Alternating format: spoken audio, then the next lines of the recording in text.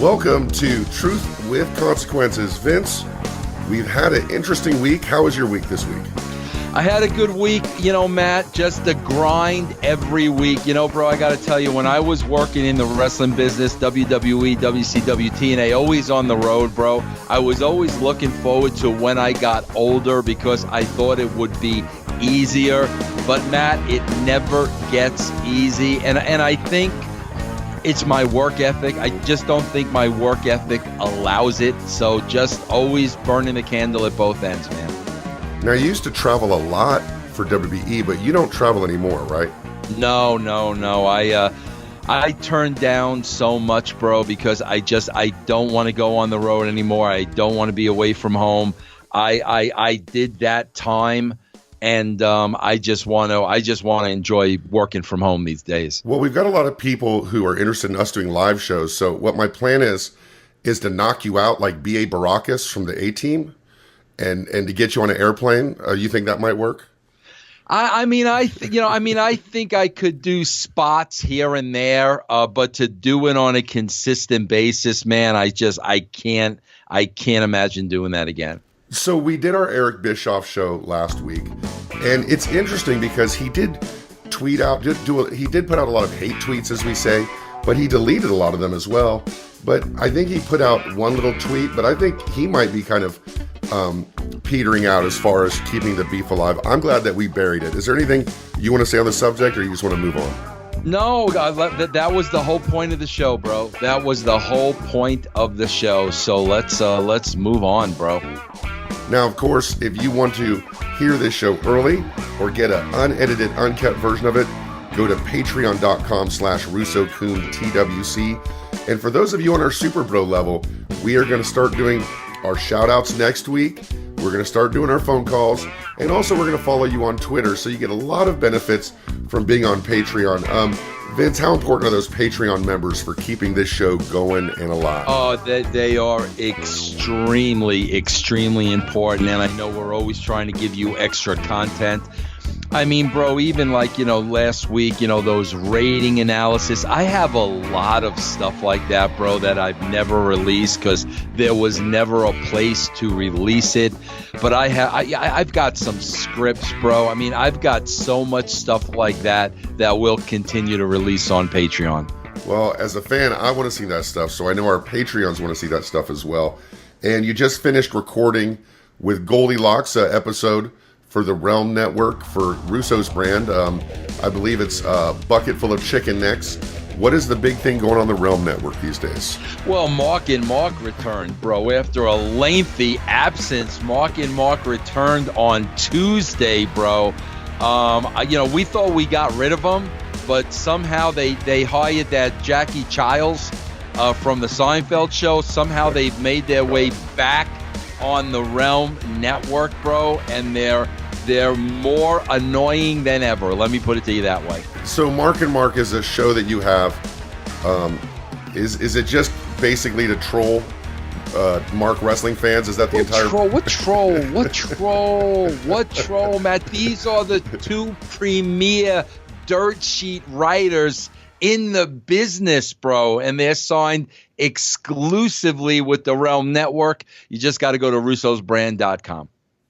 Here's something I don't really get. You've got Mike Durbin, who co-hosts a show with you, but he also goes to these events and like interviews, Mark fans, and also kind of, trolls some of these guys, like interviews Keller and guys like that.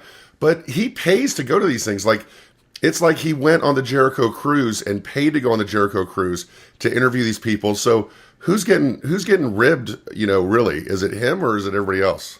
Well, that's an interesting question. Listen, Mike is a huge wrestling fan. I mean, he is. He goes to a lot of shows. He's a huge wrestling fan. He even has some belts. He's got some wrestling belts, but I think the difference is he doesn't walk around with them. And also, like, wrestling doesn't like dictate his life. He's a fan, bro. It's like, if I'm a Kiss fan and I'm going to go to, various Kiss conventions, or I'm going to go on the Kiss cruise. I think it's when you start obsessing with wrestling that, to me, you kind of cross over into the dark area. I don't think Mike is obsessive with it. Well, I've got a very good friend who actually owns a Bojangles title belt. So it does get a bit obsessive sometimes. But this week, we're going to talk about something that a lot of people obsess about. And we've named this show Goodbye Vince, Hello Ted. What are we going to cover today, Vince? We are going to cover my last month in WWE, where I'm going to talk about a lot of things for the first time, because you know what, Matt? Nobody knows what was going through my mind. Nobody knows what I was thinking. Nobody understands like the real reasons behind me leaving the WWE. And then, I think we need to cover, the meeting at Turner that took place over a weekend. I made an important call from that meeting. I got some interesting stuff just from that meeting. And then my very, very first encounter with the world of WCW. These are the things, bro, I've never been asked about. And there's so much meat on the bone here that I really, really want to discuss, and I really want to get out there. Now, to kind of paint a picture, in September 1999, your job, as we've heard many times, your job had been expanded unbeknownst to you, where you were now writing 2 shows every week, you and Ferrara, and your workload had increased, your money had increased. You were reaching a point where you felt you needed some more money or some more time off.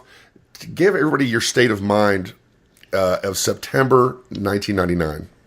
When I tell you, bro, that Ed Ferrara and myself, we agonized, Matt, over every single script. We put our blood, our sweat, and our tears into that paper. We literally took our guts and put them on that paper. So we were very, very, very prideful of everything that had our name on it. Now, you've told me before that you wrote these episodes. You were given, carte blanche for almost all of it, but you wrote these episodes in such a way as to dare Vince McMahon to poke a hole in it. And usually he'd find something, but when you were done, you were like, let's see him try to poke a hole in this script. The structure back then, Matt, was Ed Ferrara would come to my house. Jerry Springer was red hot at the time. There was a time in Connecticut, Matt, where Springer was on for 4 hours straight. Me and Ed Ferrara, 2 paisans from the East Coast, bro, would sit there with Springer playing in the background, and we would write these shows. That's it, bro. Real quick, 2 guys. What was a bigger influence on you writing these shows? Would you say Springer was a bigger influence or Howard Stern was a bigger influence? I would say probably Springer, because there was more action involved. There was some action in Stern here and there. AJ Benzer and Stuttering John and the Gary Busey episode, but Springer had fights daily. So I think we were a little closer to Springer than Stern. And in April 1999, that's when SmackDown first started. At the same time, Jim Cornette is fired from the WWF. Do you feel that maybe if Cornette wasn't fired, he might have had a hand in helping to write, or was he just completely out at that point? I think at that point he was completely out. I think there was no question that it was going to be Russo and Ferrara. But Matt, again, I know I go off track a little bit here, and people got to bear with me. This is what I wanted to get across. Matt, I was starting to feel, you got to understand, I got involved in creative, right off the heels of Mantar and T.L. Hopper and the Goon, and perhaps the worst stretch in the history of WWE. The ratings were in the can. We were doing like a 2.0, whatever the case may be. And, I mean, again, the numbers tell the story, but you know where we ended up. Matt, I was starting to feel we have done all we can do here. I started to feel like we took the show from the valley and we are on the mountain top. We probably are not going to go any higher than where we are. I felt like we had plateaued, and we can continue to stay at that plateau. But it was almost, Matt, like I was starting to feel like my job is done here. We've achieved exactly what we set out to achieve. That's when the situation happened at WCW, where Bischoff got fired. The ratings were going in the can. WWE was now kicking their ass, and all of a sudden, bro, in the corner of my eye, I'm starting to look at, wow, that would be a phenomenal challenge. So you and I are similar in a lot of respects. One way is that we're very ADD. I'm very ADD. I'm diagnosed. And sometimes with the ADD, it does force that wandering eye. So let me ask you this. WWE didn't exactly, falter when you left. It kind of stayed steady even after you left a little bit. If you stayed, it's possible that you guys could have kept going, kept going in an upward direction. Is it possible that in your ADD mind, you were just getting bored and you just can't sit still for a long time? I think that has something to do. I can't sit still at all, Matt. Like my wife gets so hot at me on a daily basis. Like I'm the guy, like seriously, if we're online at the supermarket, I can't stand in line. And my wife gets so pissed off because I give her my King Super card and my credit card and I wander off. Right. I can't stand in line, and she gets hot at me. I think it was a combination of the both. I think there was the feeling of you've done all you could do here and it wasn't challenging anymore. And my God, if I could do the same thing at WCW, it would be phenomenal. Well, let's talk about that. SmackDown starts in April of 1999. In May of 1999, Meltzer reports in the Observer that, and we're actually gonna say some things nice about you that Meltzer printed today. Meltzer reports that WWF is soaring and WCW is beginning to fail. He says the wrestling business as it once was no longer exists. The ante has been raised incredibly by the work of Vince Russo and Ed Ferrara writing WWF television, and the ratings show it. It's a cop-out to say that WWF is ahead because of its wrestlers can swear more and women rip each other's clothes off. Yes, that is an advantage that WWF has today. The thing is, by the standards of a normally weekly action adventure television show, the WWF's writing is not all that good. So he didn't last very long. If you watch the UPN special Thunder and ER on the same night, you'll realize as an action adventure show, the UPN show was okay, but hardly top shelf. You'd always realize just how bad television Thunder truly is. It's just that the wrestling writing has never been close to that of a regular TV show, and WWF's writing is fantastic when compared only with WCW. So he's saying that compared to other wrestling writers, you guys were awesome, but compared to TV writers, you guys weren't that good. Well, isn't that interesting? Because his tag team partner, Brian Alvarez, said a couple of weeks ago, I wasn't even the head writer at the WWE. So, I would suggest that they get on the same page, even though he has backed off that a little bit when a lot of people called him out on it. But, Matt, you got to understand something. Of course it's not going to be comparable to regular TV when you're confined to a wrestling ring.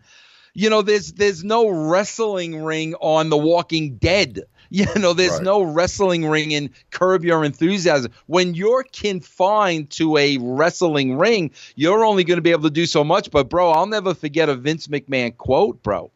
When we were getting more and more and more away from wrestling, Vince McMahon turned to me at a session, and I think it was just the two of us, and he said to me, he goes, Vince, sooner or later, we're not even going to have a wrestling ring on this show. So, I'm That's sorry. what he said to me. Vince McMahon, look at the product today. That's what Vince McMahon said to me 20 years ago.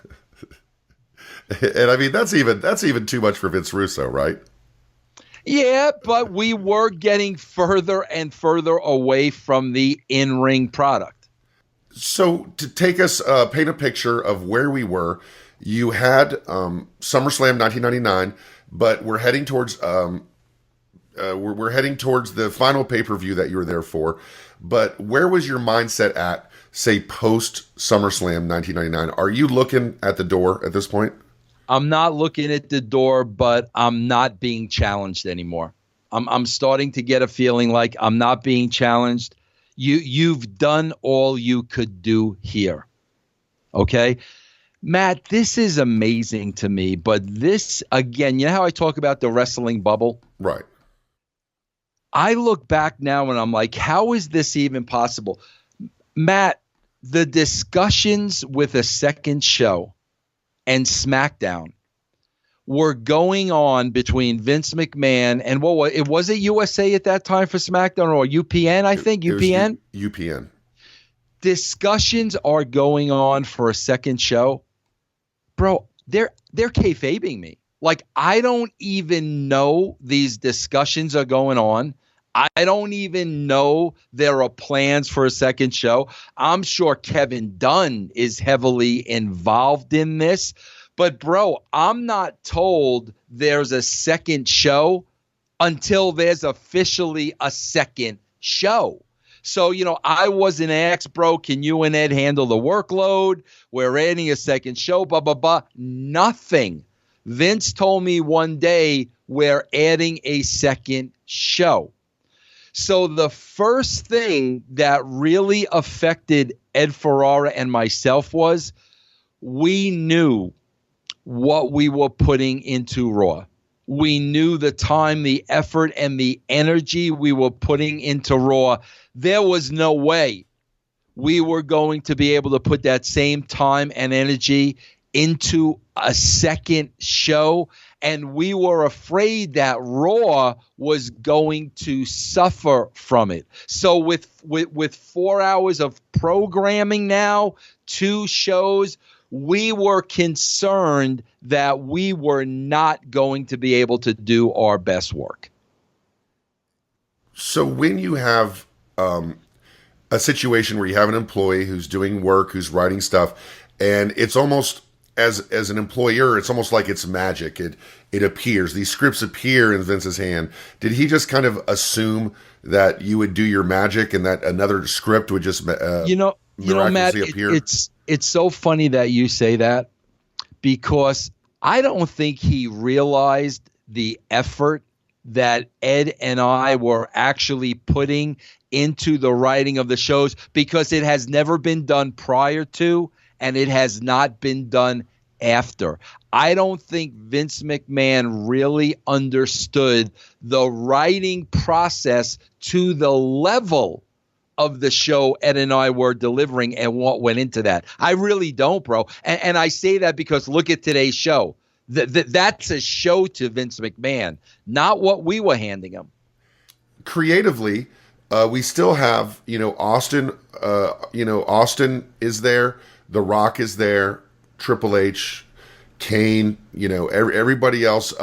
What is the focus with the younger wrestlers at this point? At this time, you had a tremendous undercard. Christian Edge, New Age Outlaws, China, Jeff Jarrett, D'Lo, Mark Henry, Big Boss Man, Al Snow, X-Pac, and Chris Jericho. What specifically were the plans for Chris Jericho? Well, I was instrumental in bringing Chris in, and I saw Chris on WCW, and I'm like, we got to get that guy. Okay. I don't know how the first connection came about, but Chris and I started talking on the phone while he was still working for WCW. Okay. Is that legal? Was that legal? No, probably not. Okay. No. Fair enough. Go ahead. We were talking on the phone while he was working for WCW. But Matt, I got to tell you something. I'm sure I made it clear, bro. His contract was up soon. So like that's why he was interested, but I'm sure I made it clear, bro, we can't talk money, we can't talk contract, we can't talk anything now until you're done with WCW. But, he let me know there was a definite interest there. So when you're talking to Chris Jericho, does anybody else in the company know you're talking to him? Probably just Vince and JR. So and then Chris Jericho, in talking to you, is definitely talking to you where he thinks you're in the capacity of representing the company as well. Yes. But I must have somehow or another, I don't remember, man, how it came about, but I must have put out the feelers that, man, I know Jericho's contract is up. We have to get him. And I must have put out those feelers. I don't know how it got to. Chris can probably tell you, from what I understand, he's got like a photographic memory, but him and I he was not talking to Vince at that point. He was not talking to JR at that point. It was just kind of him and I talking at the beginning. You talked before about how you saw the Hogan turn and it made you realize you had to make some changes in your own company. Are you the guy out of everybody who's really keeping an eye on WCW?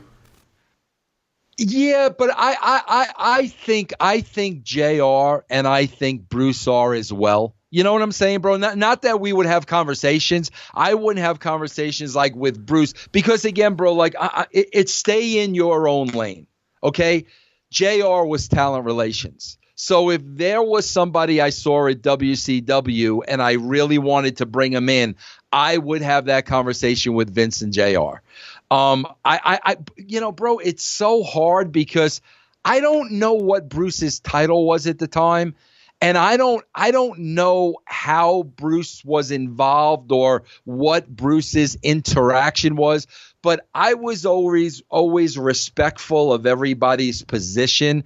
JR was talent relations. So if there was somebody I was interested in or somebody I wanted, I would tell Vince, and then we would have that conversation with JR. So at this point, and we will do a full Chris Jericho episode at some point, but we're at the end of your run in WBF, and you were very high on Chris Jericho. At this time, where was everybody else at on Chris Jericho? I don't know. Quite frankly, I didn't care. Like at that point, bro, if we're telling Vince we want somebody, Vince is getting together with JR and we're getting them. It's almost now like, bro, we're the writers of the script. When I say we, me and Ferrara, we're the writers of the script, and it's almost like, okay, we want De Niro for this role. I guess, you see what I'm saying? Well, what I'm saying is towards the end of your run, when we're looking at SummerSlam 99, you've got a little eye towards the door towards the end of your run. Where did you see Chris Jericho going, and where did everybody else see Chris Jericho going? Well, I can tell you this, bro. The absolute last show that we wrote, it was SmackDown, and we had Jericho going over The Rock when The Rock was red hot. And there is no doubt in my mind that match that night would have catapulted Jericho into main event status 2 years before the WWE got him to that point.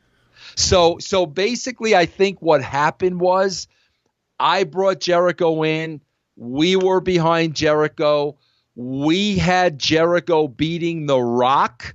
I think when Russo and Ferrara left, there was a little punishment taking out on Chris Jericho, having nothing to do with Chris Jericho. They may have viewed him as our boy, and that would have been totally unfair to Chris Jericho.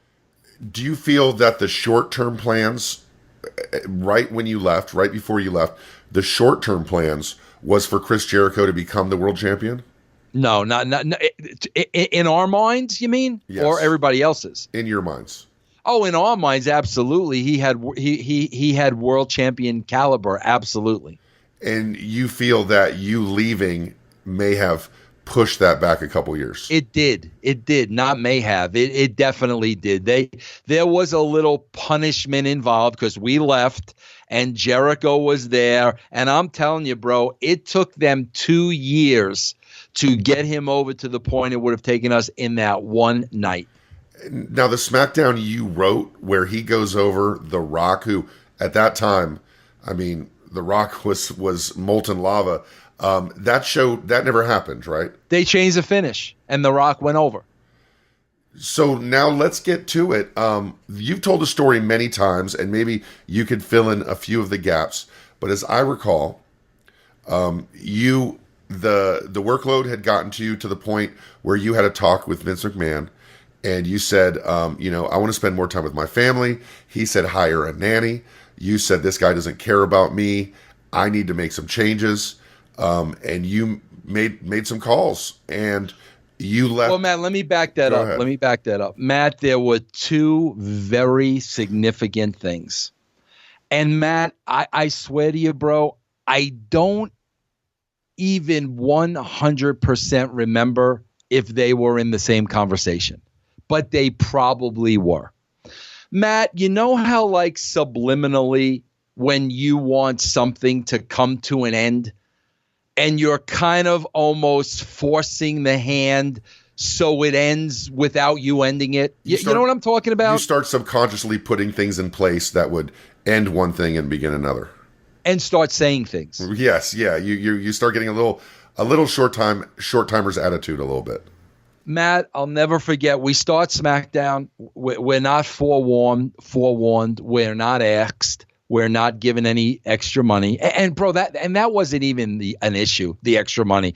Bro, I was in an elevator once, Matt, with Vince McMahon. I swear to you, bro. I was in an elevator with Vince McMahon when we really started rolling. This is the part with Brian Alvarez. Like, Russo was the guy that threw a bad idea here and there. Matt, I was in an elevator with Vince one day. Okay, bro? As I'm getting off the elevator, because I was on the second floor. As I was getting off the elevator, Vince gives me an envelope and says, "This is for you, pal." Out of the clear blue sky, Matt. Out of the clear blue sky. I get off the freaking envelope, off the elevator. I open the envelope. You know what it is, Matt? I was it a ham? What was it? It was a check for $50,000. Wow. Okay, for the guy who's not the head writer, for the guy who's throwing out bad ideas, $50,000.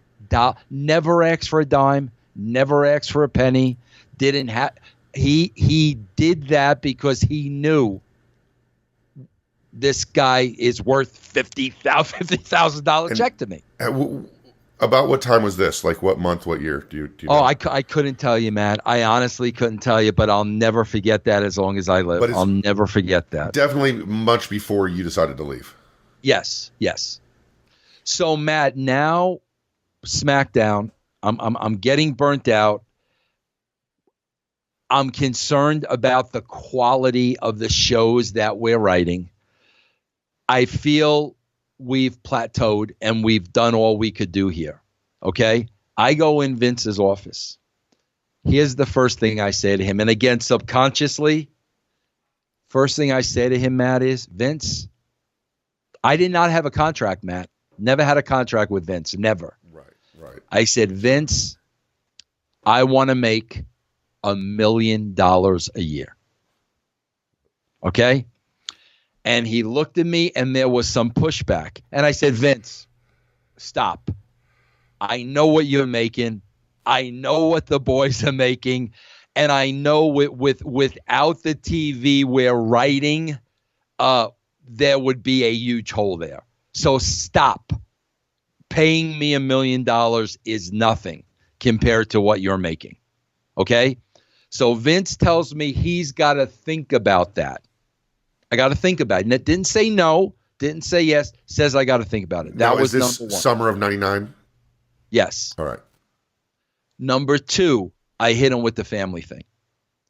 I say, Vince, SmackDown, I'm never home, bro. My wife's raising my small kids by herself. I want to move her to her hometown. even if I just fly there on weekends, whatever the case may be. But my wife needs help in raising our family. We have nobody here in Connecticut.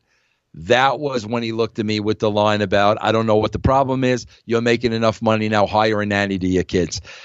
Like I said a million times, as soon as those words came out of his mouth, and he basically should have said, Vince, I don't give a shit about you and your family. Because that was the translation. I don't give a shit about your wife. I don't give a shit about your kids.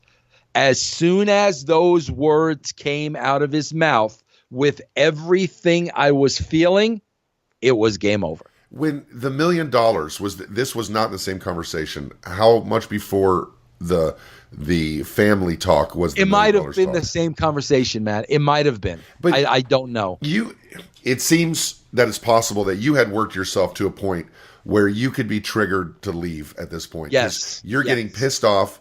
These guys don't appreciate the work I do. These guys I'm not being compensated for what I'm contributing to this monolith of money that's being made. Matt, I have a history of exactly what you just said. I'll get to a freaking point, bro, where it's game over. Like it was getting to that point with Dixie Carter. Where it's, okay, we hire Eric, and now you got to deal with Eric's shit. And, okay, now we're hiring Bruce, and now you got to deal with Eric and Bruce. And finally, like, it's that one more thing where it's going to be, bro, game over. That's what that was. Do you find that you are lacking something, like the communication skills or the sense of self that would force you to communicate these things instead of sabotaging them when you decide the relationship's over? What do you mean? But we say this. I guess what I'm saying is that there are people in this world that would be in the same situation you were in, but would be able to communicate their way through it in a productive manner, as opposed to just deciding it's over and putting things in place to making sure it's over. Yeah, Matt. What is it about you that makes it a little bit different? When I decided it's over, I want it to be over. Yeah, I'll tell you what it is about me, Matt. Here's what it is. I have to be 100% heart and soul into what I'm doing. 100%. I can't phone it in, bro. That's not in me. I can't phone it in. I'm not the guy that just collects a paycheck. No matter how big that paycheck is, I can't do that. So the minute, bro, I am not 100% into it, I start finding my way out. Vince Russo, at your age right now, your maturity, your life experiences, put in that same exact situation, would you have handled it a little bit differently and being able to get more of what you wanted out of the company that you were in? Or would you do the exact same thing, knowing everything you know now, life experiences you have now, maturity you have now? I guess what I'm saying is that, was that a byproduct of inexperience and immaturity? I don't think so at all, bro. I think it was a byproduct of two things. Number one, my heart. Okay? My heart and soul has to be 100% into what I'm doing. If my heart and soul are not into it, I'm not going to collect a paycheck. I'm not going to sleepwalk through it. If my heart and soul are not 100% into it, I don't want to do it. That's number one. Number two, I always had the confidence in my ability that I knew, bro, I'll succeed in wherever I go from here. I know my work ethic. I know what I'm going to bring to the table. So if it's not here, it'll be someplace else that maybe appreciates me a little more. It was the combination of those two things. Matt, those two things have not changed. Was one of the reasons that you wanted to leave was more respect, acknowledgement, or credit? I will say this. This was a key point in it too, man. This was a key point. Matt, me and Ed, we used to write TV during the Jerry Springer show, right? When me and Ed wanted to eat lunch, we would walk across to the Trumbull Mall and go to their food court. Okay, Matt? We went to the mall one day, and there was a magazine stand, and Cigar Aficionado had come out with Vince McMahon on the cover. Okay? Keep in mind, Me and Ed were just writing the entire morning, and now we're just going to get something to eat. Bro, we open up the article, and this is Ed and I together, and we're reading about Vince talking about Shane McMahon being the creative force behind the WWE. And Ed and I look at each other and we're like, are you effing kidding me, bro? Like, are you effing kidding me? You got freaking two writers right here that are busting their ass for you. And you're going to sit there and paint this picture in a facade that Shane McMahon is a driving force, and he's got nothing to do with creative. Nothing to do with creative. And, bro, like, it was shit like that, Matt. We didn't forget, because I am a firm believer in this, Matt. Freaking give credit where credit is due, bro. I do that all the time. If it's somebody's idea, if it's somebody that's working hard to make me successful, bro, give credit where credit is due. I enjoy putting people over. But for Vince McMahon to do this interview like there were no writers involved in the process, bro, that really pissed us off. And it would have been very easy for him to say, we have a great team. We have some great writers. That would have been really easy for him to say, as opposed to putting his son over in this nationally publicated, outside the wrestling bubble magazine. Right. So it wasn't about, being disrespected or, wanting to be it was nothing like that. But it was like, that didn't surprise us. Vince would never put over two writers. But when we're reading something like that and we know how hard we're working, it's kind of like, bro, come on, like, blow it out your freaking ass. You know we're doing all the what do you think? We're not going to read this? That's where you're at when you're you're deciding to make some contacts. Now, you first contact, is it J.J. Dillon? I don't contact J.J. Dillon. I have somebody working for the WWE who is still friends with J.J. Dillon. Contact J.J. Dillon. That had to be kind of a secret encounter, someone that you trusted to do that for you. Matt, at this point, do I care if I get caught or not? Yeah, probably not. You're ready to go. You got an eye towards the door. Now, what if the opportunity wasn't there at WCW? Would you have just would you still have tried to find a way out, or would you have made the best of the situation in WWF? I would have probably lasted a little longer, but it would have been something else. But I would have definitely lasted a little longer. Where does Ed Ferrara come down in all this? Because, the story is Vince and Ed wrote the shows, and then Vince and Ed joined WCW. Was Ed beholden to your choices, or did he have input if Ed didn't want to go? Was that an option? Bro, I can't remember, Matt, if Ed even knew about this. I don't even remember if I even told Ed. I'll tell you what happened, bro.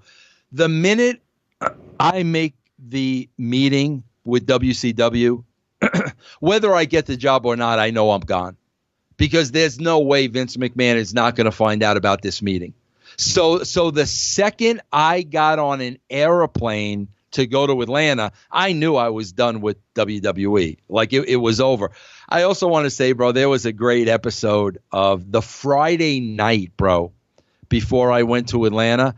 I knew it was over to the fact that I took my two kids to the WWE office in the middle of the night, bro. Friday night, I cleaned out my office because I knew it was over.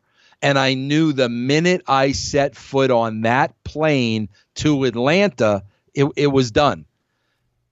Well, then you must have had some really good assurances in the phone call that this thing was just a formality, right? If you're cleaning your office out. I pretty much felt that way. So because I've been in those cleaning the office out moments of my life, and I know that once you do that, it's over.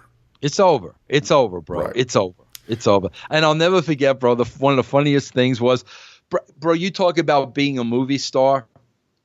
Bro, my office at the WWE, bro, it used to be a big closet. Okay, bro, it was a big closet that was transferred over into an office. It was tiny, bro. I wrote best that way when I was kind of boxed in. And I'll never forget, the one thing I had in my office was one of those old school WWE arcade games. You know, the pinball game. It was a pinball game, right? No, it was an arcade game. It was an arcade game. Like WrestleFest or something like that. My freaking son could not understand why we weren't bringing the arcade game with us. So that was a whole to-do. Your poor son. Oh, that poor kid. Yeah. So, but Matt, so bro, here's what happened. We go down there. I meet with them on a Saturday, and I kind of mentions Ed. I kind of mentioned Ed's name in passing, and they turned around. They said to me, "Well, do you think he would be interested in coming over?" So I don't know if I had told Ed I was having the meeting. I'm sure I did, but Ed was never a part of that until that Saturday night. They brought it up. We flew Ed in the next morning. Who are you meeting with? I'm meeting with J.J. Dillon, but the main guy I was meeting with was Brad Siegel. So you didn't go down there with the intention of hooking up your boy too? No, I mean, not at all, bro, because first of all, I didn't know if he'd want to go. I know, like, at that time, bro, I think Ed just wanted to get out of wrestling. Bro, you got to understand something. Ed had quit the WWE at one point. Ed could not deal with Vince. Ed could not freaking deal with Vince. Ed quit at one point. I had to go to Vince and get Ed a shitload of money to stay with the WWE, and I had to beg him. So I was pretty certain, bro, that if I went to WCW, Ed would probably have just left the WWE. There's no chance that Ed stays and his position is moved up. No. I kept Ed there. Ed wanted to leave way before I did. So let's talk about Vince McMahon for a second. You've cleaned out your office. You've met with the guys. You have probably an agreement in place with them. What was the contractual agreement that you had with WCW when you went down there? Yeah. Well, first of all, bro, you got to understand something. When I'm a numbers guy, Matt. You're learning by working with me. I had graphs and numbers. I mean, bro, when we did the climb in the WWE, I mean, bro, it almost took an entire year before we even started to move the needle. I knew WCW, they wanted ratings back tomorrow. And I was like, guys, it does not work that way. I am not going to bring you ratings tomorrow. We've got to break this thing down, and then we've got to build up our foundation. Guys, it's going to take at least a year of good, consistent, quality TV before you start getting back in the game. I made that perfectly clear to them on more occasions than one. You're not going to turn ratings around in 3 months. You're not going to do it. It doesn't happen that way. How much of a factor, and this is something that's talked about a lot, how much of a factor was bringing up their pay-per-view buy rates? Because the last pay-per-view buy rate they did was Hogan versus Sting, which was 0.3, the lowest buy rate in the history of the industry for WWF or WCW pay-per-view show. That must have been something that you guys were talking about as well, right? Well, what my contract, bro, was, this is what people don't understand, okay? I got a base salary, plus I got incentives based on ratings and also incentives based on pay-per-view buys. Okay, bro? The ratings got to come before the pay-per-view buys, bro, because the ratings are what is going to is going to force people to buy the pay-per-view. I'm sorry, Matt, go ahead. So for people to say that all you cared about was ratings and you had no interest in the pay-per-view buys is not accurate. Not accurate at all, but at the beginning, all we were interested in was ratings because we had to get the eyeballs back to buy the pay-per-views. And Ed Ferrara and myself knew, bro, we knew it was a 3 to 6 month process of breaking down everything they had and building the house from the foundation up to get the pieces in place where we wanted them. That's what we were dedicated to for the first 3 to 6 months. So you get everything in place. You have your incentives. You have your base salary. You have everything in agreement. Your office is cleaned out. You've brought down Ed. The title of the show is, Goodbye, Mr. McMahon. Hello, Mr. Turner. Tell us about Goodbye, Mr. McMahon. Was there a goodbye?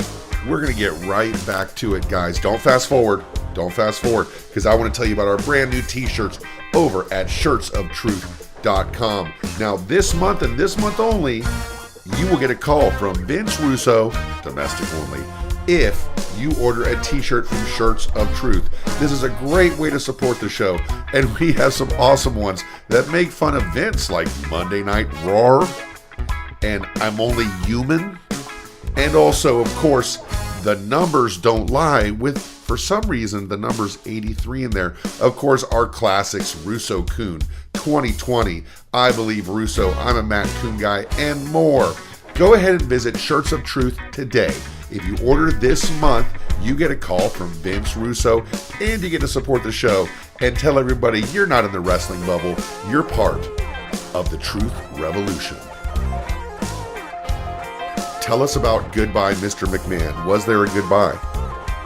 One other thing in the contract, Matt, and this was extremely important to me mentally. First of all, Matt, they wanted to sign me to a 3-year deal. And I said, absolutely not. I'll sign it to you. In my mind, Matt, I knew I was 2 years and done. I wanted to be done in 2 years. I wanted to save my money. I wanted to get out of wrestling.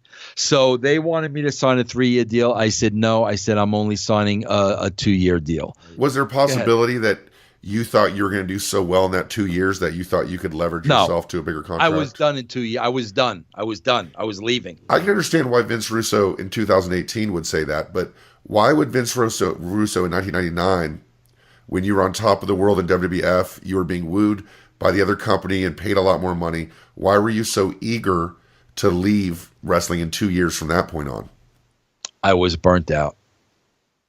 And here was the other key element in the contract, bro.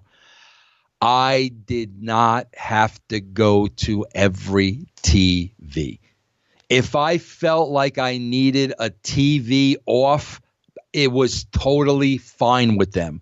I did not have to be at those TVs every single week. That was the big thing in the difference between that contract and working for Vince. Now, whenever you're in a negotiation, and I know you're not a business guy, but whenever you're in a negotiation, you can tell who holds all the cards. When you're negotiating with Brad Siegel, did it seem like you held all the cards and you could pretty much get what you wanted? No doubt. They wanted us, and they wanted us bad. No doubt about it. So you felt pretty much you could name your price, you could name your conditions. Bro, it's funny because at one point, Matt, like I'm a huge baseball fan. You know what I mean? So like at one point I was going to ask for season tickets to the Braves, but then I realized, bro, you hate the effing Braves. Right. Like why would you want season tickets to go see the Braves play? So like, yeah, like we could have got whatever we want. You probably could have become a backup catcher, you know? I probably could have, bro. At least a bench player. So internally, was there a part of you that felt like you were betraying somebody who did so much for you? No, bro. Or you were just like, fuck this, bro. I've given all. He said to me, Vince, I don't give a shit about your wife and kids. Absolutely not. Now, remember, let's backtrack. Remember, I had the conversation with Eric Bischoff. And I felt dirty, and I felt like I betrayed them. Right. I made that clear, and then I had a meeting with them. But, bro, you telling me I don't give a shit about your family, I don't give a rat's ass about you at this point. Is it possible you read too much into that and you just heard what you wanted to hear? That he just said he's just trying to keep his rider and he's trying to come up with a solution. So he says, why don't you get a nanny, Vince? But you're hearing, why don't you get a nanny, pal? Because family doesn't matter. Like, is it possible that you just heard it different and you were Matt, that's a great point, bro. Yes, it is, but I don't think so. I don't think so. But it's not like the guy, like Vince is crazy. I'll give you that. But it's not like he doesn't give a shit about your family. You know what I'm saying? No, Matt, it was so nonchalant. Like, bro, I don't understand what the problem is. You make enough money. Why don't you hire a nanny to watch your kids? It was so nonchalant. Bro, I've had conversations with Shane McMahon recently where Shane McMahon has told me, Vince, he doesn't give a shit about my kids. Okay, Shane McMahon has said that to me recently. So it really was like, bro, get a freaking nanny to hire your kids. But it's more of a byproduct of Vince K. McMahon's laser focus on his business and what his priorities are. Oh, absolutely. Than it is him not caring about you. It's more of just, these are my priorities and your priorities are different. Yes. But you took it. No, Matt. These are my priorities and your priorities don't matter. Not that they're different. Your priorities don't matter. Is it possible it's your priorities should be the same as my priorities? Yes, absolutely. He can't understand why he doesn't understand what I'm telling him. He doesn't understand why I want to move my wife and my kids. He doesn't understand that. He can't relate to that. You know, and I empathize with that because this is a guy who had to buy out his own dad on money that he had to borrow, wasn't really raised by his parents, or by his dad, right. Really had to make his way. So in his sense, the WWF is his child. And why wouldn't you want to look after his child? Matt, we are all a product of our environment. We are all the way we are for specific reasons. We can go back to the childhood. Absolutely. And I try to remember that about people. Like, seriously, like we did the episode about Bischoff last week. Right. I know, like, deep down inside, Bischoff is the way he is for a reason. Right. Jim Cornette is the way he is for a reason.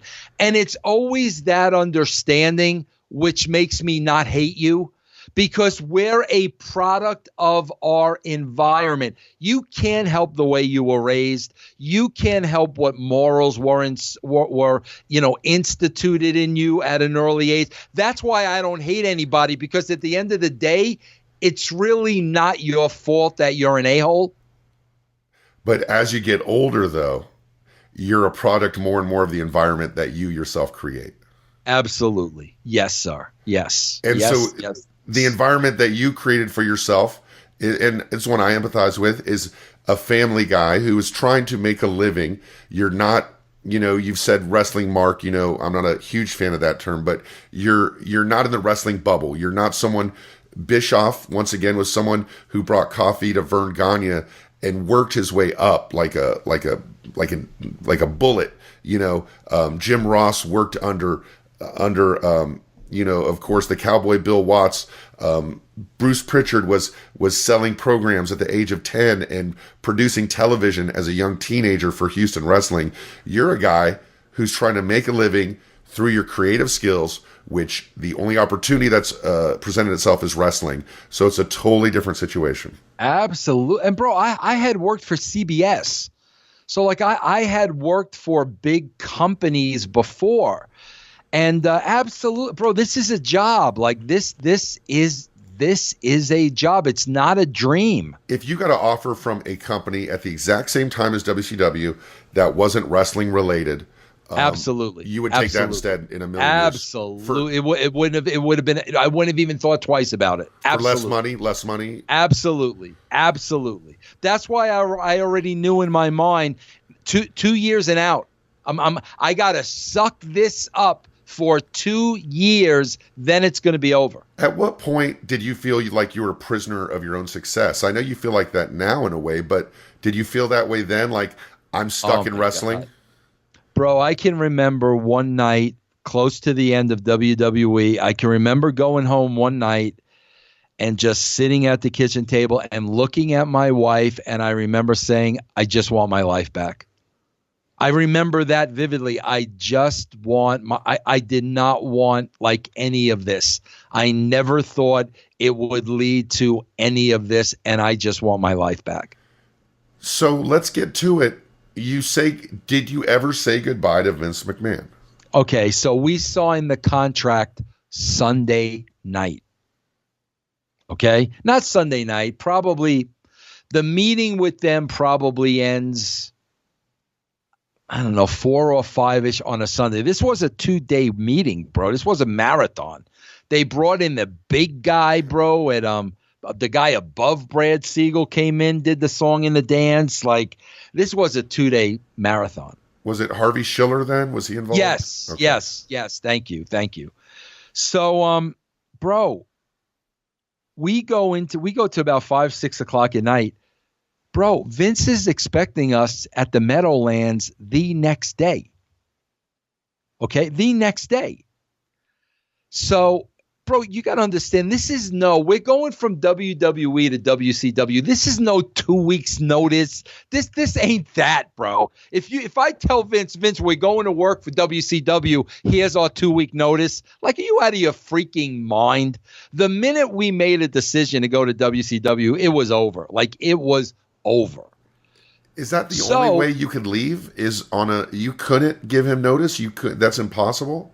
Like, What am I going to tell him? Vince, I'm going to write for WCW in 2 weeks. Do you actually think he would have had me write for him that 2 weeks? No, probably not. He probably would have brought you on TV and made you kiss his ass. But at the same point, probably. But I wasn't even thinking that. I was just thinking the fact that we're going to WCW, like there's no 2 weeks notice there. Like it's done. Like you guys are done. In your mind, you probably worked it to a point where this is what he gets. This is what. No, not at all, Matt. Not at all. Because otherwise, you kind of fucked him, honestly, if he thinks you're going to be there the next day. I didn't fuck him, and I hate using that word. The shows were written. I got you to curse. I got you to say the F word. The shows were written. The shows were written. Gotcha. Okay, like they had both shows. They had Russo and Ferrara Raw, Russo Ferrara SmackDown. The shows were written. So they had till the next week to kind of regroup. Matt, listen, if I wanted to screw him, here's all I had to do. So the meeting ends at about 6 o'clock. I get on a plane to go home. See, I feel bad now because you made me use the F word. I feel great. I'm like, I can't believe it. Sorry about that. So, Matt, I got to get on a plane from Atlanta back to Connecticut, right? Matt, there's a layover in Philadelphia. Okay? Matt, it's about 10:30 at night. Bro, this is my only opportunity to call Vince. This is it. Now, Matt, you want to talk about effing the guy? I could have just no-showed. Right. I didn't even have to make this phone call. Right. I could have just not went. That simple. He could have read about, if I wanted to F you could have read about me joining WCW in the dirt sheets. That would have been a big F you, though. Of course. That would have been terrible, right? Of course. But no, bro, this guy's expecting us to be in Jersey the next day. I'm sitting in a Philadelphia airport 10:30 at night. This is it. Like, this is the only opportunity I have. This is it. So I call him. And I said, Vince, I want you to know, I just met with WCW and I accepted an offer from them. Bro, he started laughing. He thought I was ribbing him. And I said, Vince, this isn't a rib. I just accepted an offer from WCW. I'm going to work for WCW. How nervous were you making this phone call? I'm sure I had a huge knot in my stomach. Because, I mean, really, you've got your money. You've got everything you wanted. This is all about calling this man and giving him this news. Yeah. But here's the thing, Matt. So now there was a long pause, and now it's sinking in like he's not bullshitting. Okay? Matt, immediately, he tried to make the phone call ugly. Immediately, he starts with, I'm going to get my lawyers and this and that. And I'm like, lawyers? I never had a contract with you. So like, I really don't understand. Like, what are your lawyers going to do, Vince? We never had a contract. So you guys start going at it a little bit then? Well, no. He starts going at it. So now he's threatening me with lawsuits. I'm going to get my lawyers, this and that. I swear to God, Matt, I said to him at that point, Vince, this is not going to happen. I am not getting into this with you. I am not going to argue with you. I am not going to go down this road with you. I am not going to let this be ugly. I said, I made a decision on what I felt was best for me and my family. I'm not going down this road with you, bro. I'm not going to argue with you. And when I said that to him, Matt, he totally backed off. That must have been really emboldening for you to finally be able to frame a conversation with this guy, to finally be able to say, hey, let me tell you what's what. In this conversation, here's what's going to happen. You've had 3 years of never being able to do that. And now you have the power. There's no consequence from talking to him the way you want to. And that must have been a good feeling to say, hey, look, pal, we're going to talk about this the way I want to. And I just wanted to give you this phone call. Yeah, my last phone call with Vince McMahon was not going to be an argument. That it was not this, in my mind, bro, this was the best thing for me and my family. Because, Matt, there were other things involved. You got to understand. Remember, I wanted to move my wife to Indiana? Right. Atlanta, Georgia is now a drive to Indiana. You know what I mean? There were other things involved. And what were the parting words? So, I just said, Vince, this is the best thing for me and my family. Bro, 2 things. Okay? 2 things which I'll never forget. Number 1, you ready for this? Yeah. Go for when it settled down and the reality sunk in, you know what he said to me? What's that? Vince, I was going to give you the $1 million. He still wasn't getting it. And I said to him, Vince, you're not getting it. It wasn't about the money. It was never about the money. And the last thing he actually said to me, bro, because I think he's realizing now at this point, this guy gave me the best he had. I didn't give him a contract. That comment about the family, seemed to have really stung him. And I think by the time I got to the end of it, there was a little remorse on his end, because the last thing he said to me, believe it or not, was hopefully one day our paths will cross again. And that was it.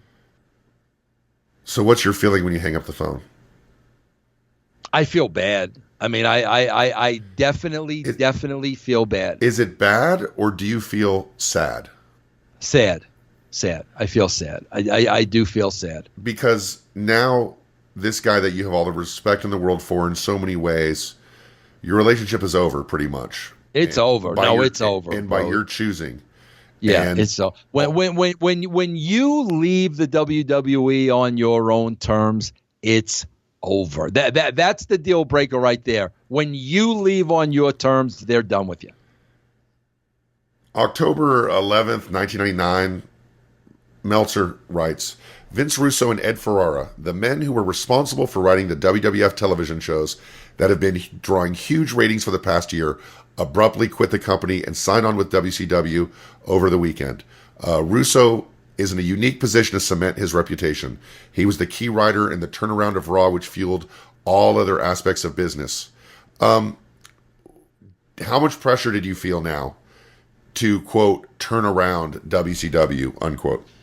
Man, Matt, I didn't feel pressure at the beginning because I told them we've got a plan here. This is going to take a year. This is what we're going to do for the first 6 months. So I laid out to them exactly what we were going to do and exactly what needed to be done. Once the deal is signed and we show up on the job, they think magically that next week we're going to beat the WWE in the ratings. So when I started reminding them, guys, I told you that that's not how this works.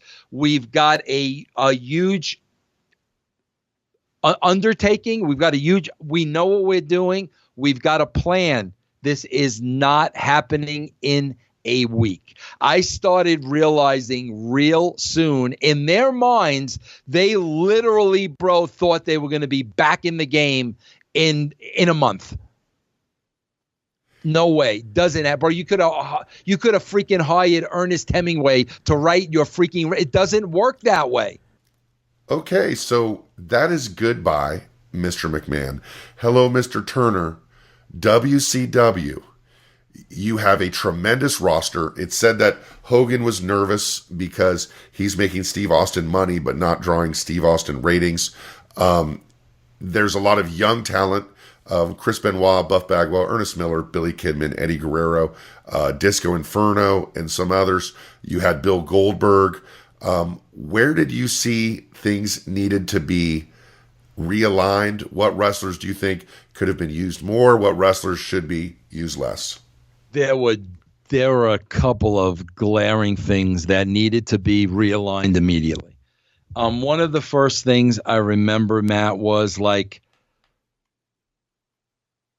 one of the last shows before like Ed and I started writing that I actually watched. I was at home watching. Bro, they had Flair and Hogan in the main event. This is when Flair and Hogan are way past their prime. Physically, they don't look good. They look winded. They look like they're blown up. They look like two other guys on the roster. And being a lifelong fan of both these guys, I'm like, guys, like, do you not see, like, you're making these icons regular guys? So, like, the number one thing I knew I needed to do was lose Hogan and Flair for a certain period of time and then bring them back in a position that they needed to be in at that point in their careers. And of course, it was a position of stature and respect and being special and being icons. So that was one of the first things that I saw. What was was that part of your big picture? Did you have a big long-term picture? Yes. Number two, for the good of WCW, bro, everybody they had on top was getting older by the minute, bro. All the main eventers, bro, were up there like in their 40s. And I knew, bro, we got to get these underneath. We got to make these underneath guys stars. These underneath guys are going to be the future of the company. And WCW needs us to start building these guys now. And that was 100% from a business point of view. Bro, you got to start rebuilding your future because these guys you got on top right now are not going to be able to go forever. So, we knew that we had to build that undercard and we had to build the future for WCW. How? But I also knew, Matt, the guys I was talking about were not going to like that because I knew, bro, they were going to be paranoid. they were going to think, oh, these younger guys are taking our spots. I knew what their mindset was going to be. I knew it. I've been around the block. I understand the business. I knew what Hogan was going to think. I knew what Flair was going to think. I understood it. But A, that wasn't the plan, and B, this was the best thing for the company. I remember Hogan to this day will make a comment, oh, when Russo came in, he made it clear. If you were over 40 years old, you were going to be out of a job. No, Hulk, that was not the plan. My ratings depended on the money I made. I needed Ric Flair to make money. I needed Hulk Hogan to make money. I'm not going to kick the two biggest stars in the history of the business to the curb. You guys just needed to be repackaged. So it was never a thought in my mind to get rid of these guys. How familiar with the product were you of WCW at the time? Were you really comfortable? Yeah, I was comfortable because we got to watch it for a couple of weeks before we really started writing. So yeah, I was pretty comfortable with the product at the time. Matt, my biggest hesitation was I was going to work with some of the biggest stars in the history of the business for the first time. And I'm talking about, bro, I'm walking into a company where I'm going to be working with Hogan for the first time. I'm going to be working with Sting for the first time. I'm going to be working with Flair for the first time. And I knew off the bat the attitude was going to be, who the hell is this guy? What dues has he ever paid? What does he know about wrestling? I knew I was going to be faced with that immediately. So that was one of my biggest concerns. What was your plan for that? Bro, my plan for that was to do my job like I always do it. Once these guys saw what my agenda was going to be, and once the plan started working, they would have fell in line just like everybody else did at the WWE when we had done it before. But is it fair to say that you underestimated the politics that you would have to deal with? Matt, I knew the politics were going to be huge. I knew they were. And even with that, the answer is yes. I probably underestimated. I guess what I underestimated, Matt, was the politics kicking in so soon. Like, I mean, okay, guys, give me like a 3-month grace period and then stab me in the back. It started like immediately. Is there anything you could have done to handle it different or handle it better?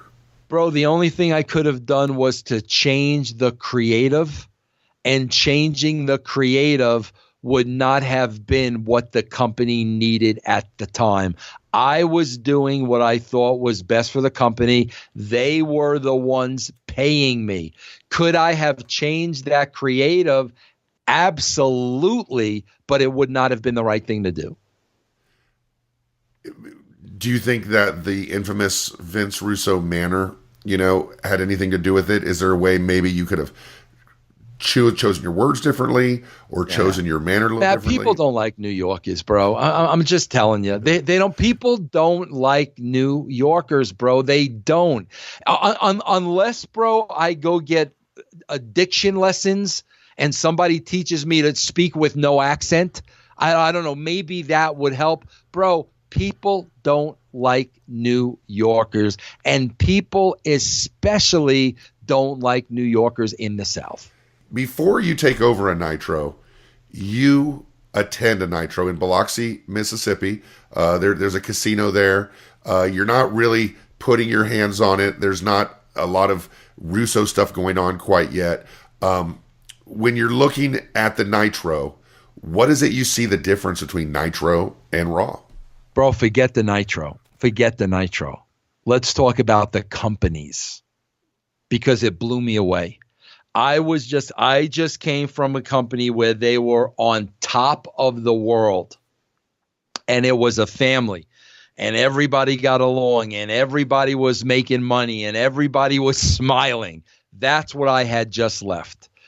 I made it a point to go to that Biloxi first because I wanted to see the landscape. And the first thing I saw, bro, is you had a company that was split, bro. No doubt about it. You had the veterans on one side.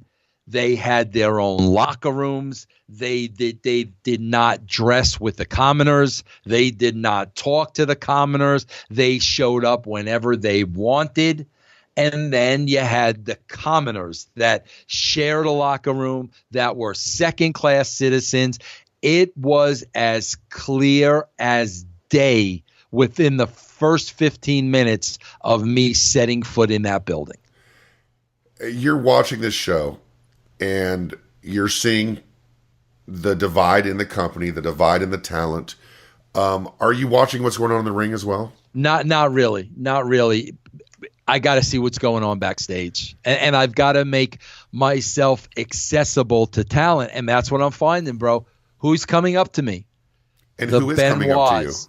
The Benoits, the Guerreras, the Conans, the Bagwells, the Kidmans, all those guys that we're seeing, maybe now we have an opportunity. All those guys that were hungry, Vampiro, these were the Ray, these were the guys coming up to me. The veterans, I had to go to them, and rightfully so, bro. That's the pecking order.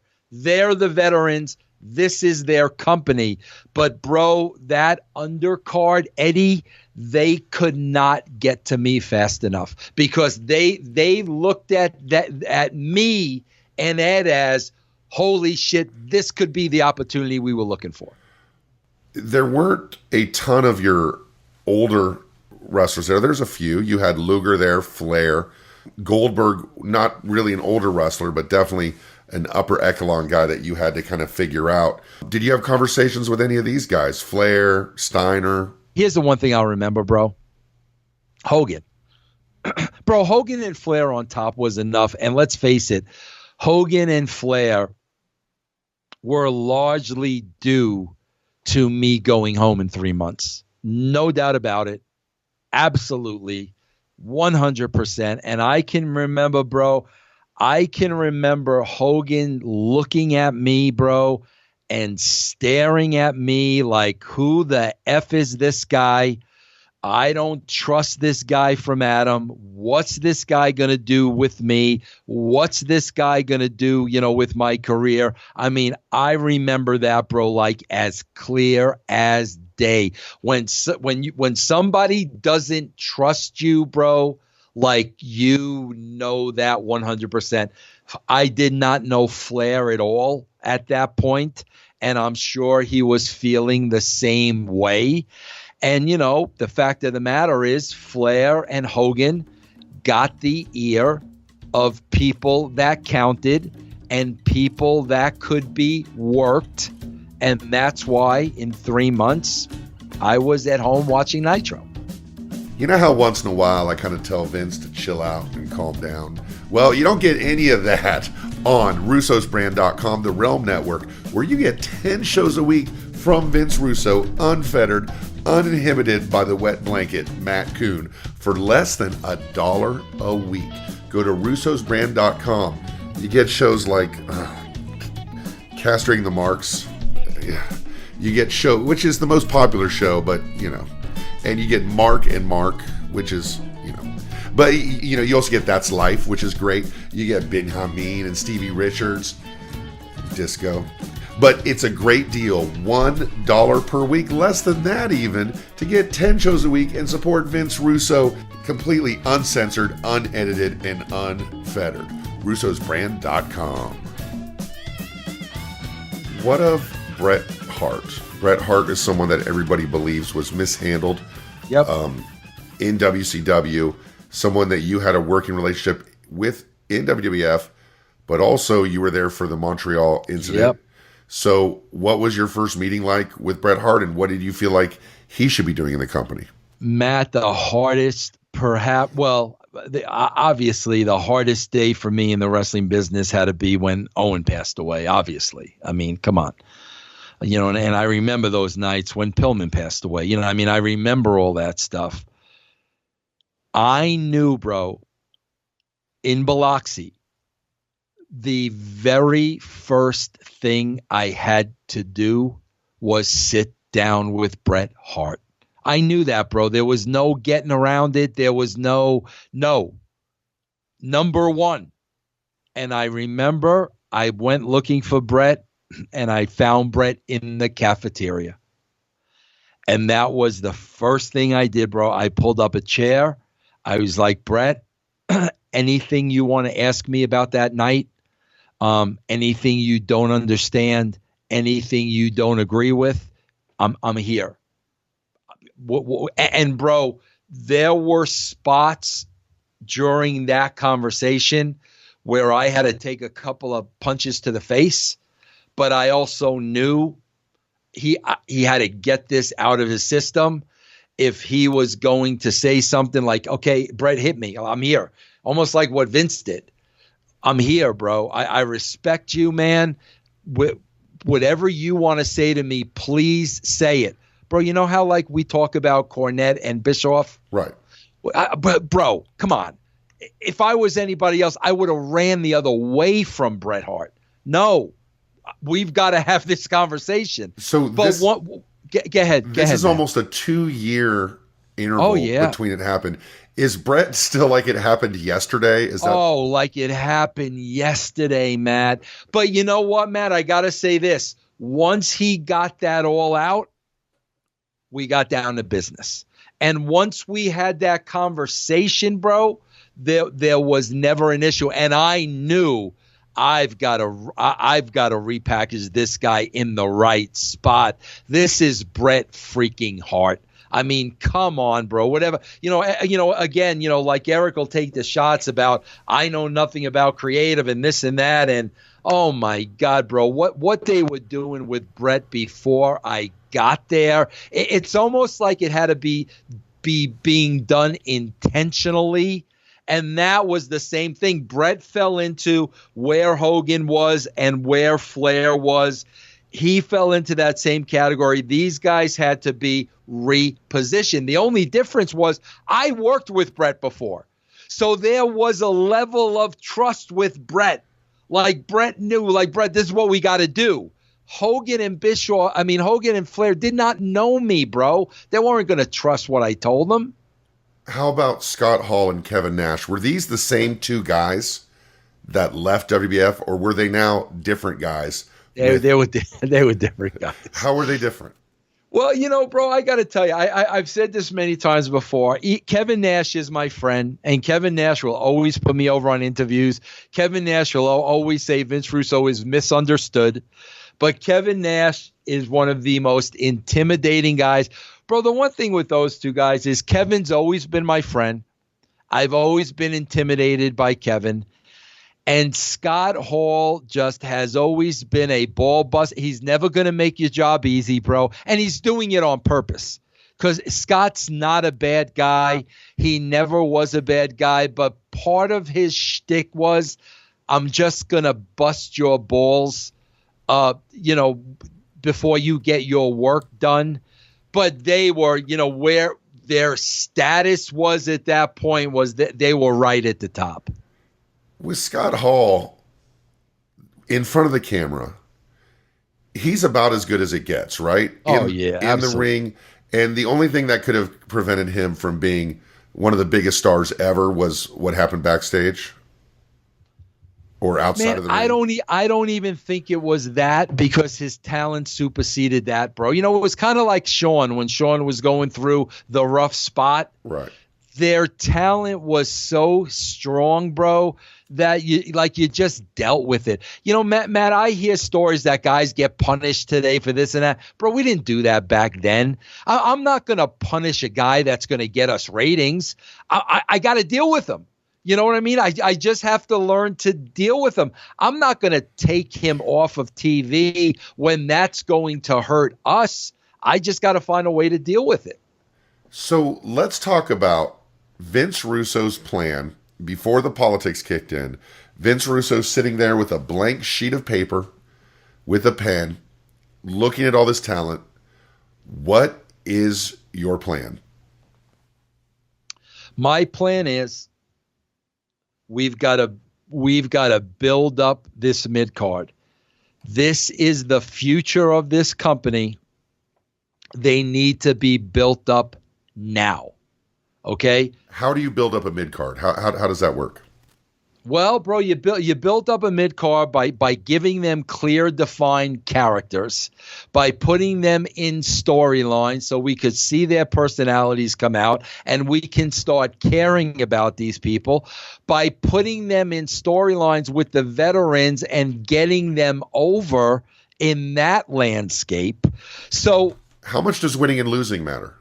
It matters. And that's what's killing the WWE right now. You can't have 50-50 booking and get anybody over. It's impossible. Win one, lose one, win one, lose one, win one, lose one. Why am I going to care if you win one or lose another one?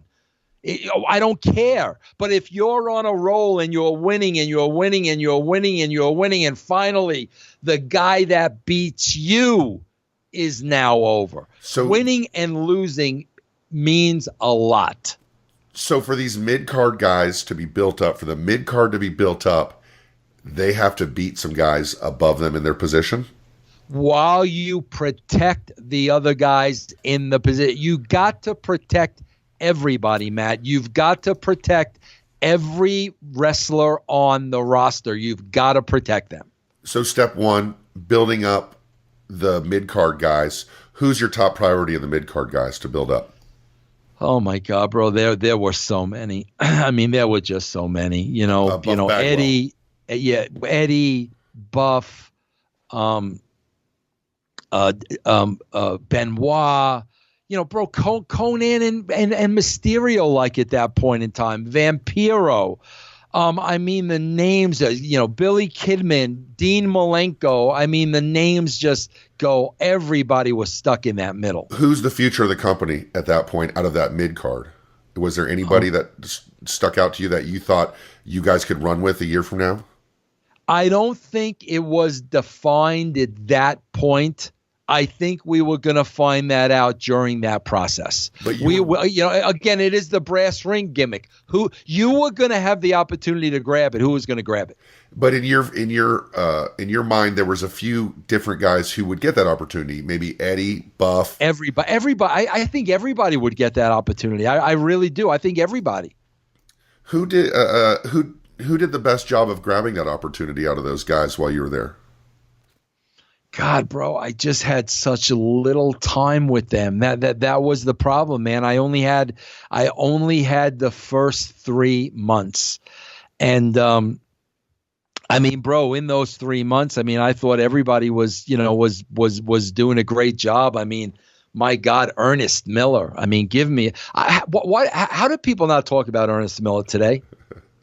Like, are you serious? Like, do people not know how talented this guy was? What is it you saw in Ernest Miller?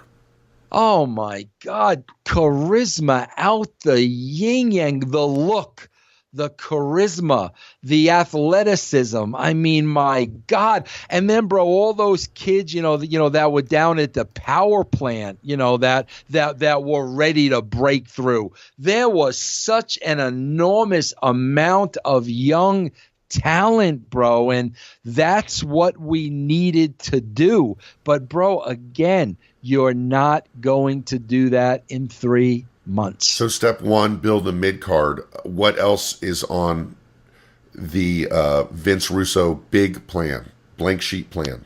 Make the veterans matter again. Okay, they're not just other wrestlers on the card.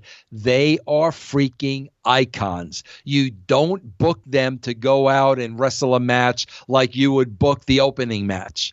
Make the veterans special again. And if that meant, putting them, showing them in a different light, repackaging them, putting them in a different position. When you got guys like Flair, Hogan, and Sting, you always want them to remain special.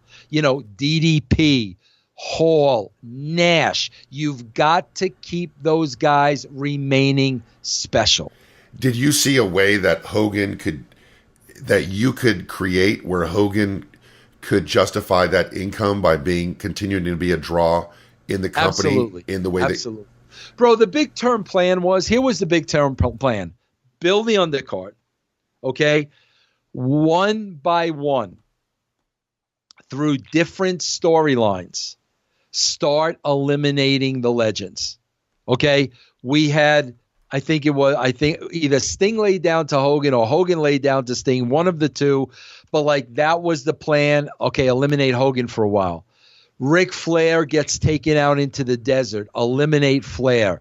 We were eliminating Piper. We were eliminating Hennig. We were eliminating Savage. We were eliminating Hall. We were eliminating Nash. One by one, bro, these guys were going to start getting eliminated.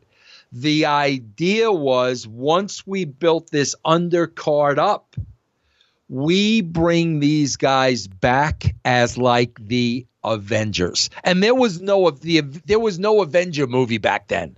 This is way before then.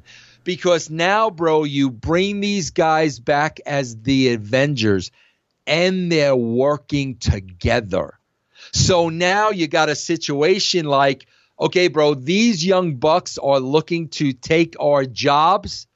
Now, after all these years, bro, we're forced to work together.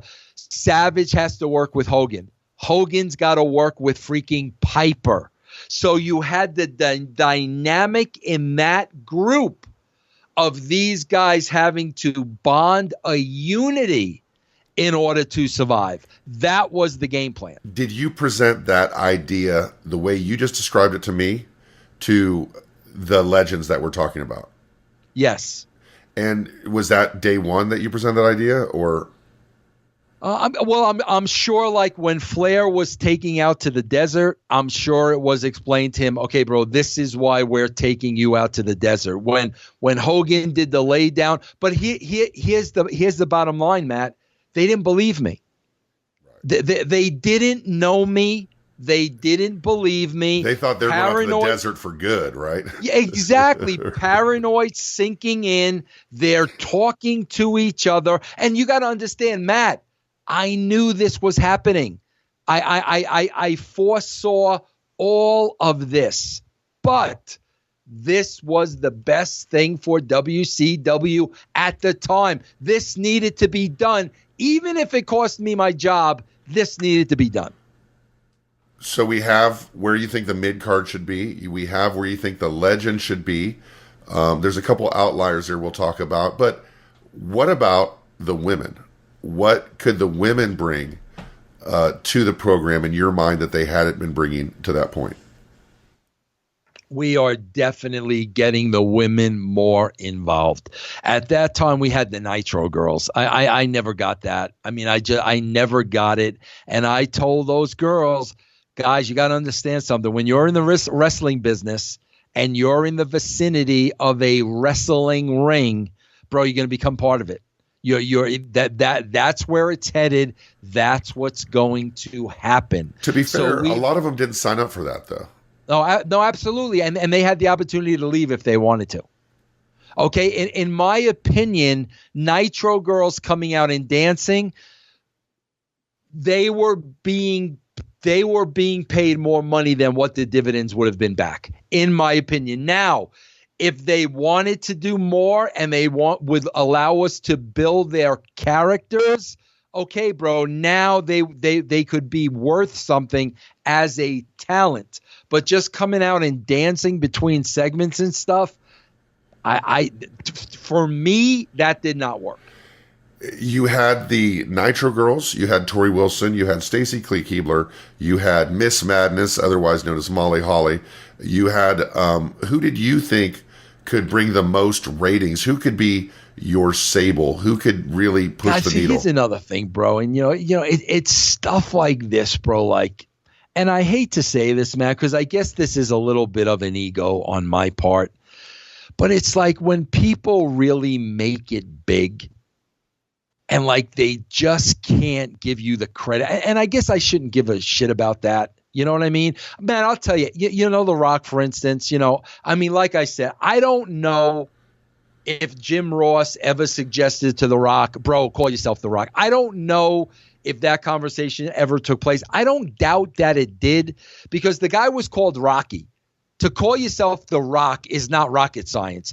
10 people could have came up with that. But I do know the night that he did it, I had a one-on-one conversation with him, because I was thinking about this for a long time.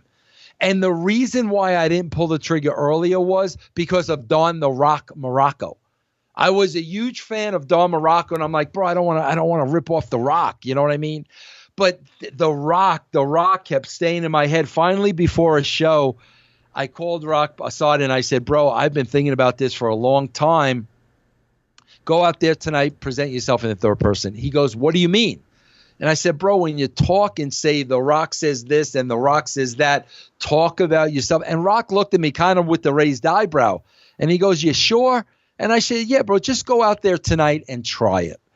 Rock went out there tonight, and the first time he did it, Matt, I knew. Like, it was gangbusters. I remember that promo. Like, I go, what the hell is going on here? Who is this? That's it. Yeah. That's it. Now, I worked with Rock after that for a long time, when he joined the corporation, and we wrote that angle. And, you know, I mean, I worked with him and massaged that character very early on. A lot of the stuff he came with on his own, you know, the catchphrases and all that shit, you know, and I'll tell you, I mean, I did not come up with the people's elbow. I did not come up with if you know what The Rock is cooking, but we worked on those promos together and everything. Bro, the fact that after I left, Brian Gerwertz, the WWE writer, kind of inherited Rock. And now he has a job with The Rock, you know, writing movies and this and that. That kind of burns me a little bit, to be honest with you. It does. And I got to be honest with you. Call me shallow. I can't even go watch The Rock's movies, because that's how much that bothers me. Do you know Brian at all? Have you met him? No, I worked with him for about 5 minutes, but that's about it. But the fact that was developed before he ever got there, now today he's working on movies and this and that and the other thing, and I'm here with you, Matt Coon.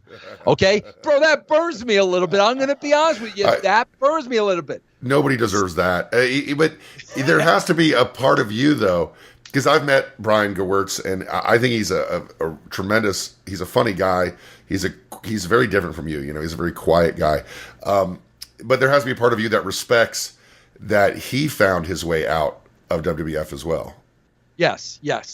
So it's the same thing. Let me get back to I took a left. Let me get back. We're talking about Sable, and you're talking about getting credit, and we went to The Rock. I'm talking about Stacy Keibler. Stacy Keibler.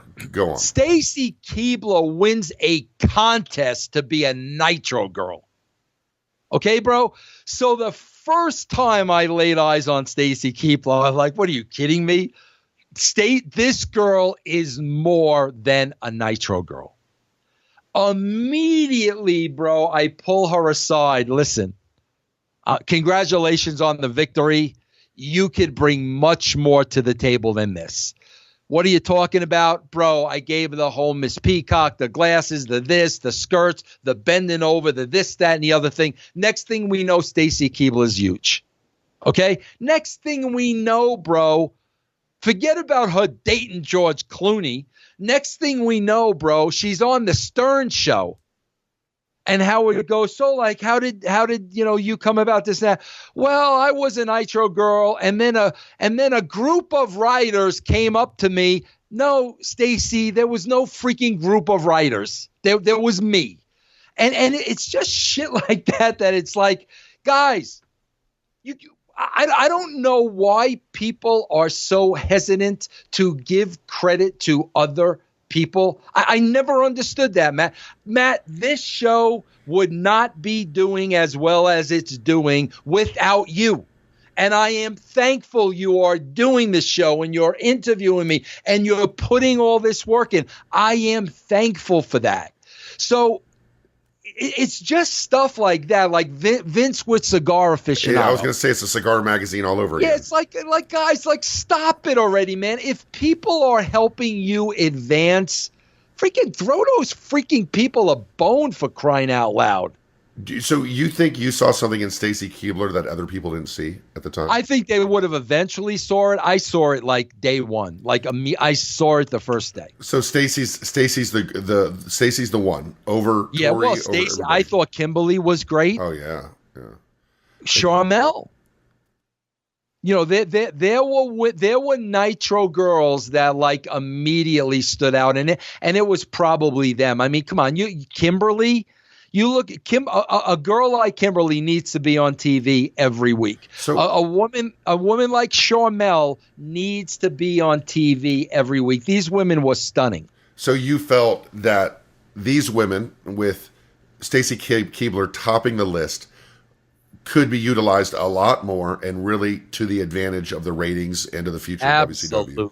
Absolutely. Matt, did I tell my freaking Did I tell my Miss Elizabeth story on here? I'm not sure if you did. I'll let you know. Okay, let me tell you this story.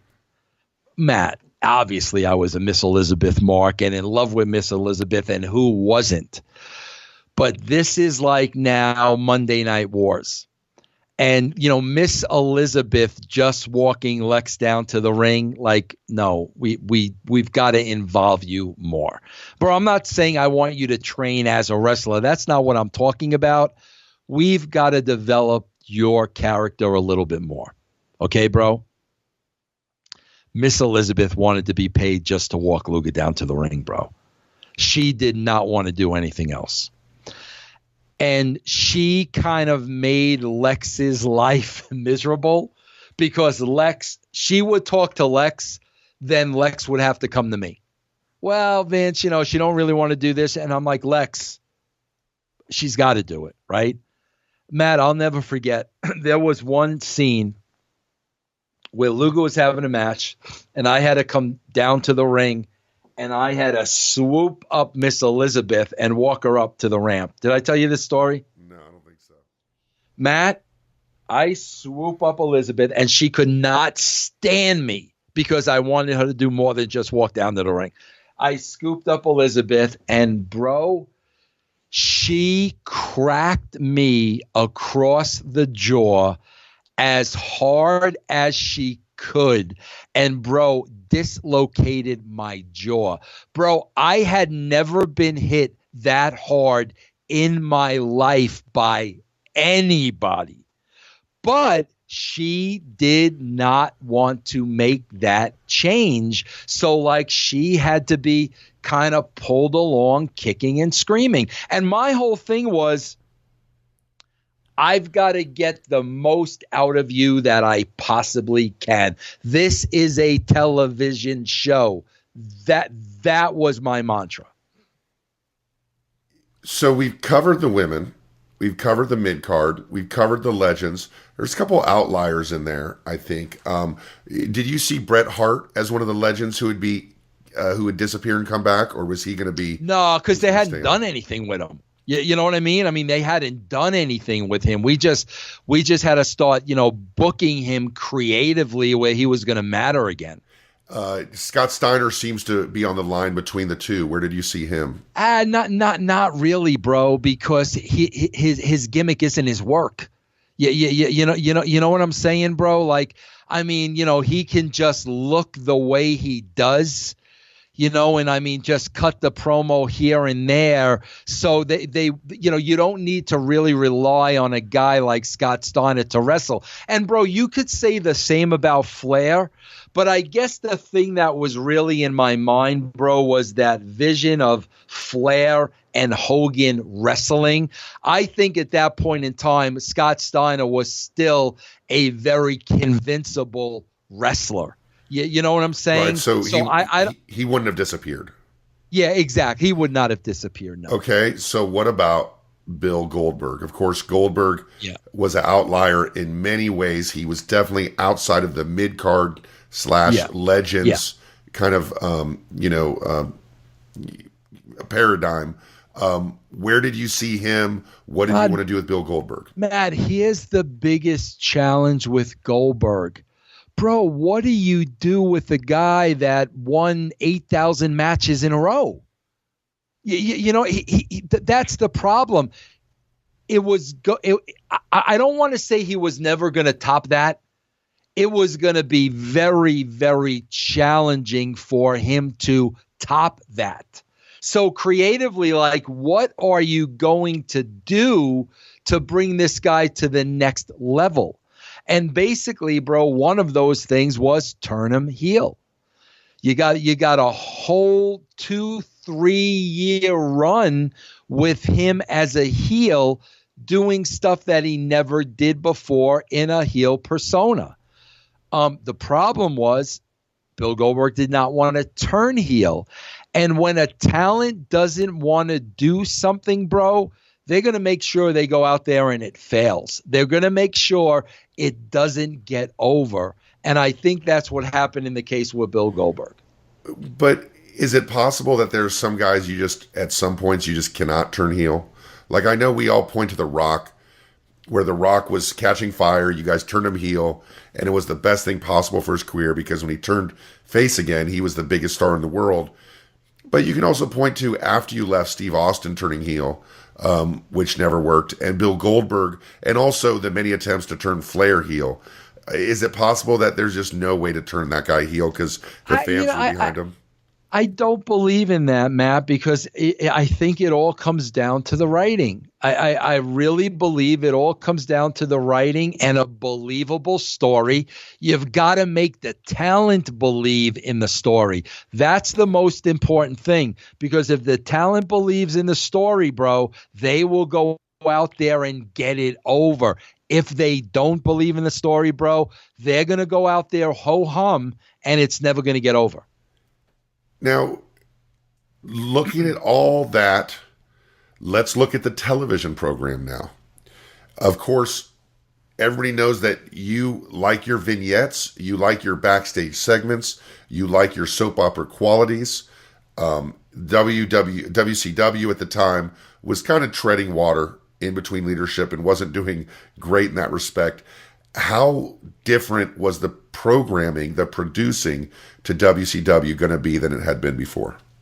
It changed dramatically. And that's why, bro, like people again, that, want to say, what my influence was at WWE, bro, all you got to look at, go to WCW a couple of weeks before I was there, and then when me and Ed started writing, you will see our formula and our fingerprints all over the show. Matt, can I tell you what the problem is with producing a show like me and Ed produced? Go ahead. What do you think the problem is to the talent?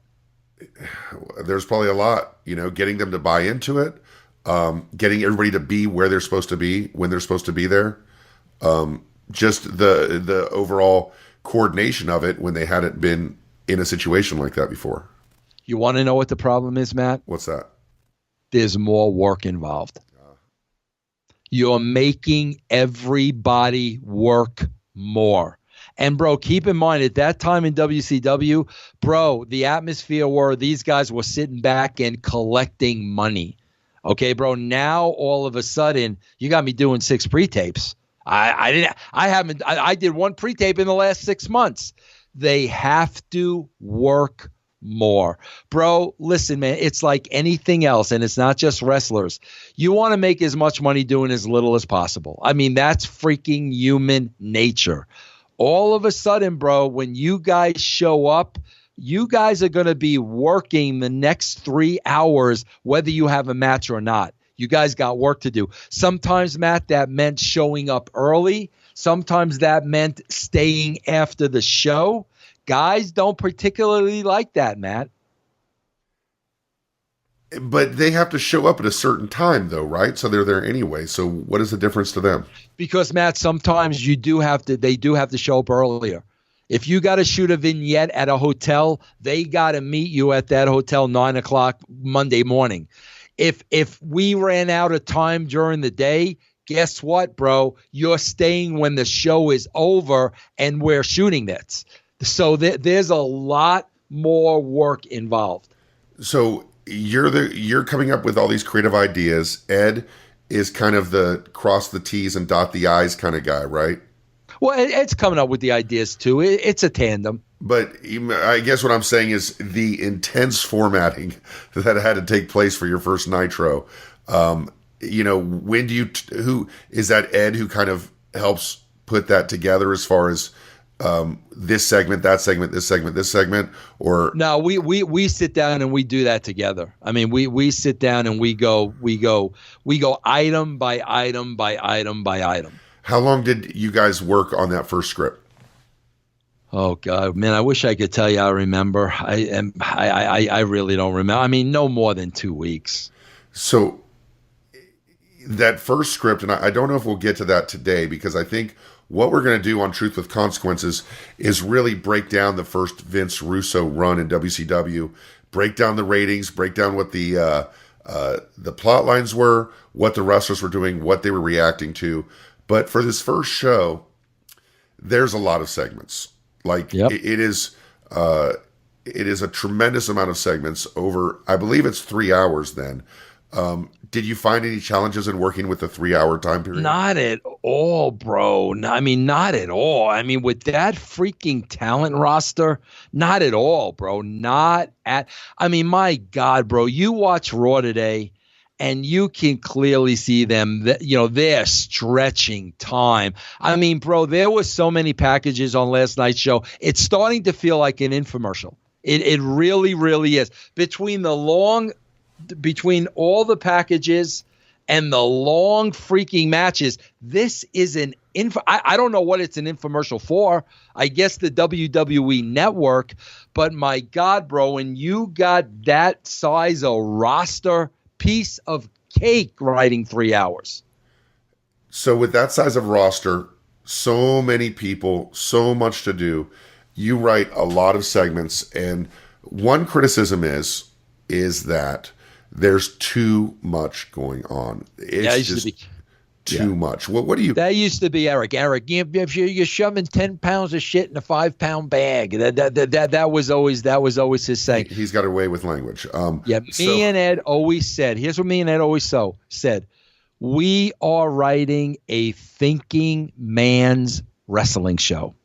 You've got to think about this show.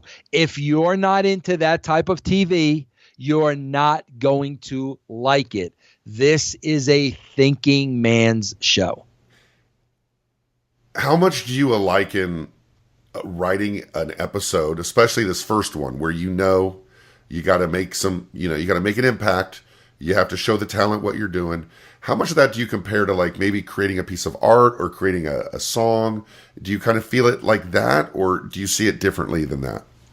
Hey, Matt, if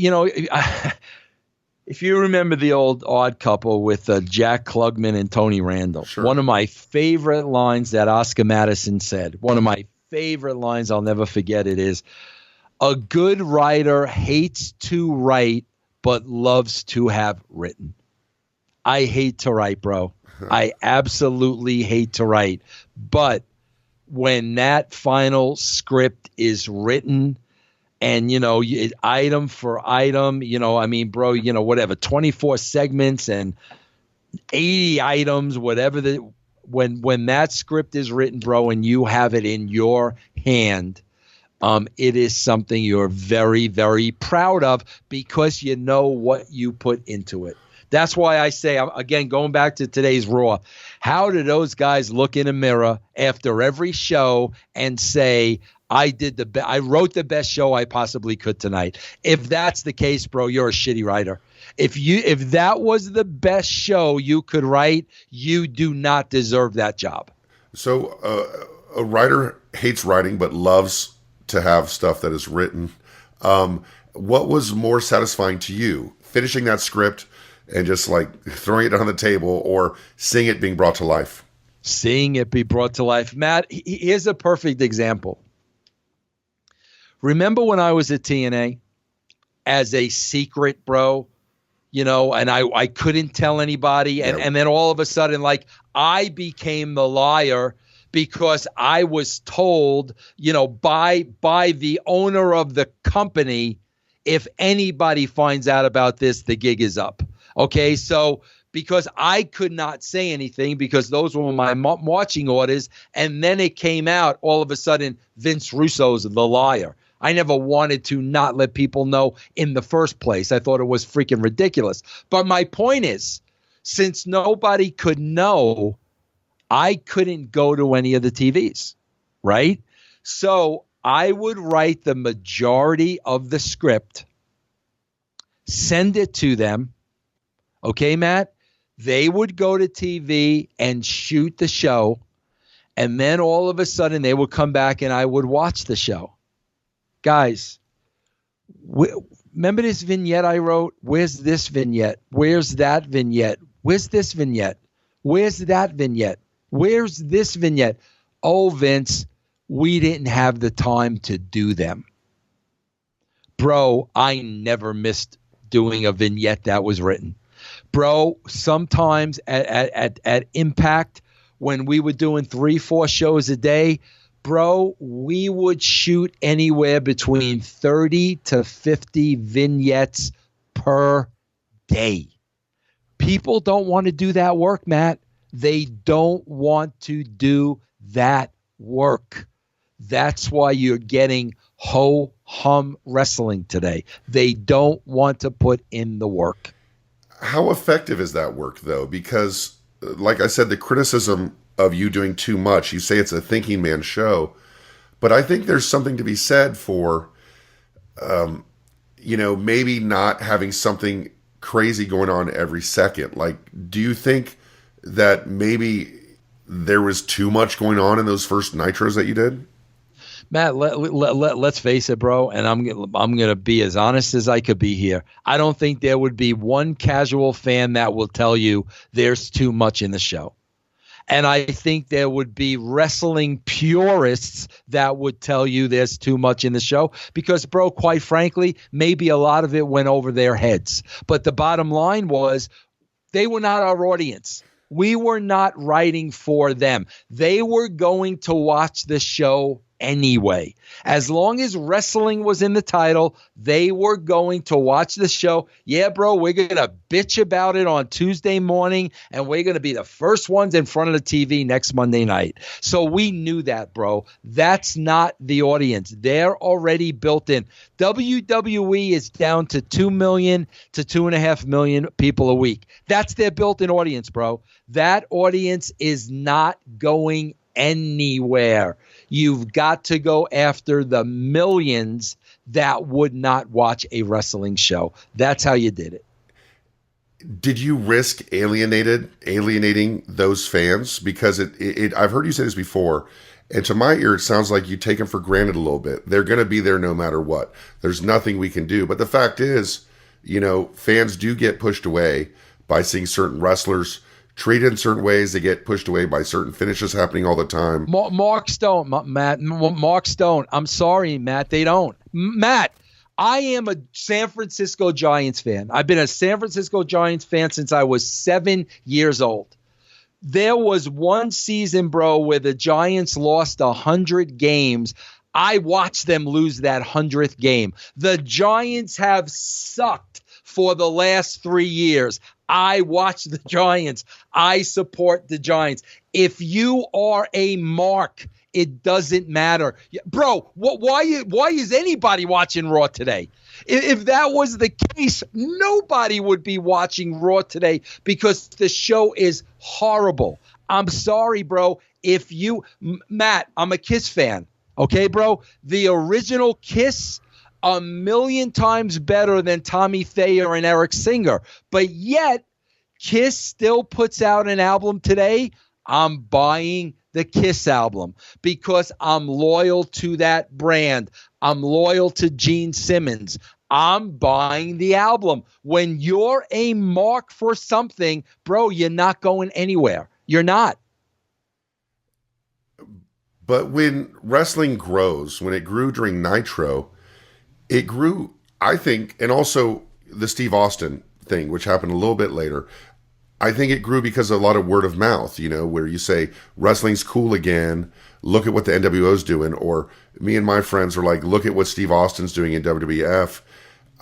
I think, is it possible that you're too kind of caught up in when people are changing channels and they want to see something crazy on and they stay in, as opposed to letting those marks or wrestling fans who will always be there no matter what, get the word out that the product is something entertaining? Well, Matt, I got to tell you, bro, please don't take offense to the word mark, because there are two types of marks. I can sit here all day and give you a list of things I am a mark for. Okay, bro, and have no problem with it whatsoever. So millions. I'm a mark for Batman 66. I'm a mark for Rihanna. I'm a mark for Tenacious D. I can go on and on and on. Okay. It's when you become an obsessive mark. It's when you go over that line, bro, where now all of a sudden, like, Rihanna is the be all end all. And I'm talking about Rihanna morning, noon, and night. And it's worse with wrestling, because with wrestling, it almost gets to the point where you really start believing that the shit is real. That's when it really starts getting to a dangerous point. Like when, I'm not even going to say, because you're going to wind up cutting it out anyway. But anyway, so when I say mark, please, Matt, you can call me a mark for certain. I'm a freaking Jungle Book mark. Please, that's not an offensive term. Well, let's definitely understood. Definitely understand your viewpoint on that. Let's get back but definitely the channel changer, no doubt, bro, because we wrote the show where, okay, Raw's on the other channel. I've got that remote in my hand right here on my phone. I'm begging you to give me the opportunity to see what's on the other channel. I'm begging you. So, yeah, bro, that was definitely the psychology. But you want to keep them there, though, right? Right. So, and I'm thinking in terms of music or movies or anything entertainment, where does the sense of dynamics come in for you? Where, if you watch The Matrix, the first scene is intense and insane, and then it drops down to like a really quiet scene. Or you see, one thing that makes a Kiss concert great is doing Beth, and bringing it down and creating some space and creating some silence and then bringing it back up again. What place does the sense of dynamics or space have for you in writing a wrestling show like your first Nitro? I just think, Matt, when I sit down and I write a wrestling show, bro, I'm just going with the flow. I really am just going with the flow. And a lot of times, man, the show organically writes itself. Bro, I'll be honest with you. Let's talk about Quentin Tarantino. Quentin Tarantino, bro, has some of the most non-forgettable scenes you'll ever imagine in your life. Bro, then he'll have 10, 15 minutes of a boring freaking conversation where I'm like, bro, freaking end this already. Like, so like, I'd rather, bro, like when you're on the roller coaster, like you're on the roller coaster, it doesn't go on level land for 5 minutes. When you're on the roller coaster, bro, you're on the roller coaster. I like being on the roller coaster, bro. And Matt, maybe it is me. I get bored real easy, bro. I get really bored easy. I don't ever want to be bored, bro, when I'm watching something. And that I guess is a really good way of you to explain it, because I think for a lot of movie watchers, when you watch a Quentin Tarantino movie, the moments where it goes to that dialogue is what makes, for a lot of us, it's what makes the next scenes better. The fact that you have that up and down peak. But for you, that's not where your brain's at. Your brain's at create more stimuli. And for you, that's what you're interested in. So as a writer, that's what you think you should produce. Matt, I'll be honest with you, and people will agree with this. And see, here's the difference, bro. I'm going to tell you this. People will hate me for saying, guys, this is my freaking opinion. That's all it is this is my opinion. If you hate me because of my opinion, bro, I'm just telling you, something's wrong with you. Agreed. If you hate me, I mean, obviously you could see Matt and I have different opinions here. Why on earth would I hate Matt? Matt is a different cat than me, bro. Why would I hate Matt because his opinion's different? Can I be honest with you, Matt? Sure. The times that you're talking about, you know what they are for me? What's that? The matches. Interesting. That those times for me are the matches. That's really interesting because that is the difference. Even Meltzer writes in the research I've done for this episode that the work you did with WWF, the lower rated, less rating segment are the matches.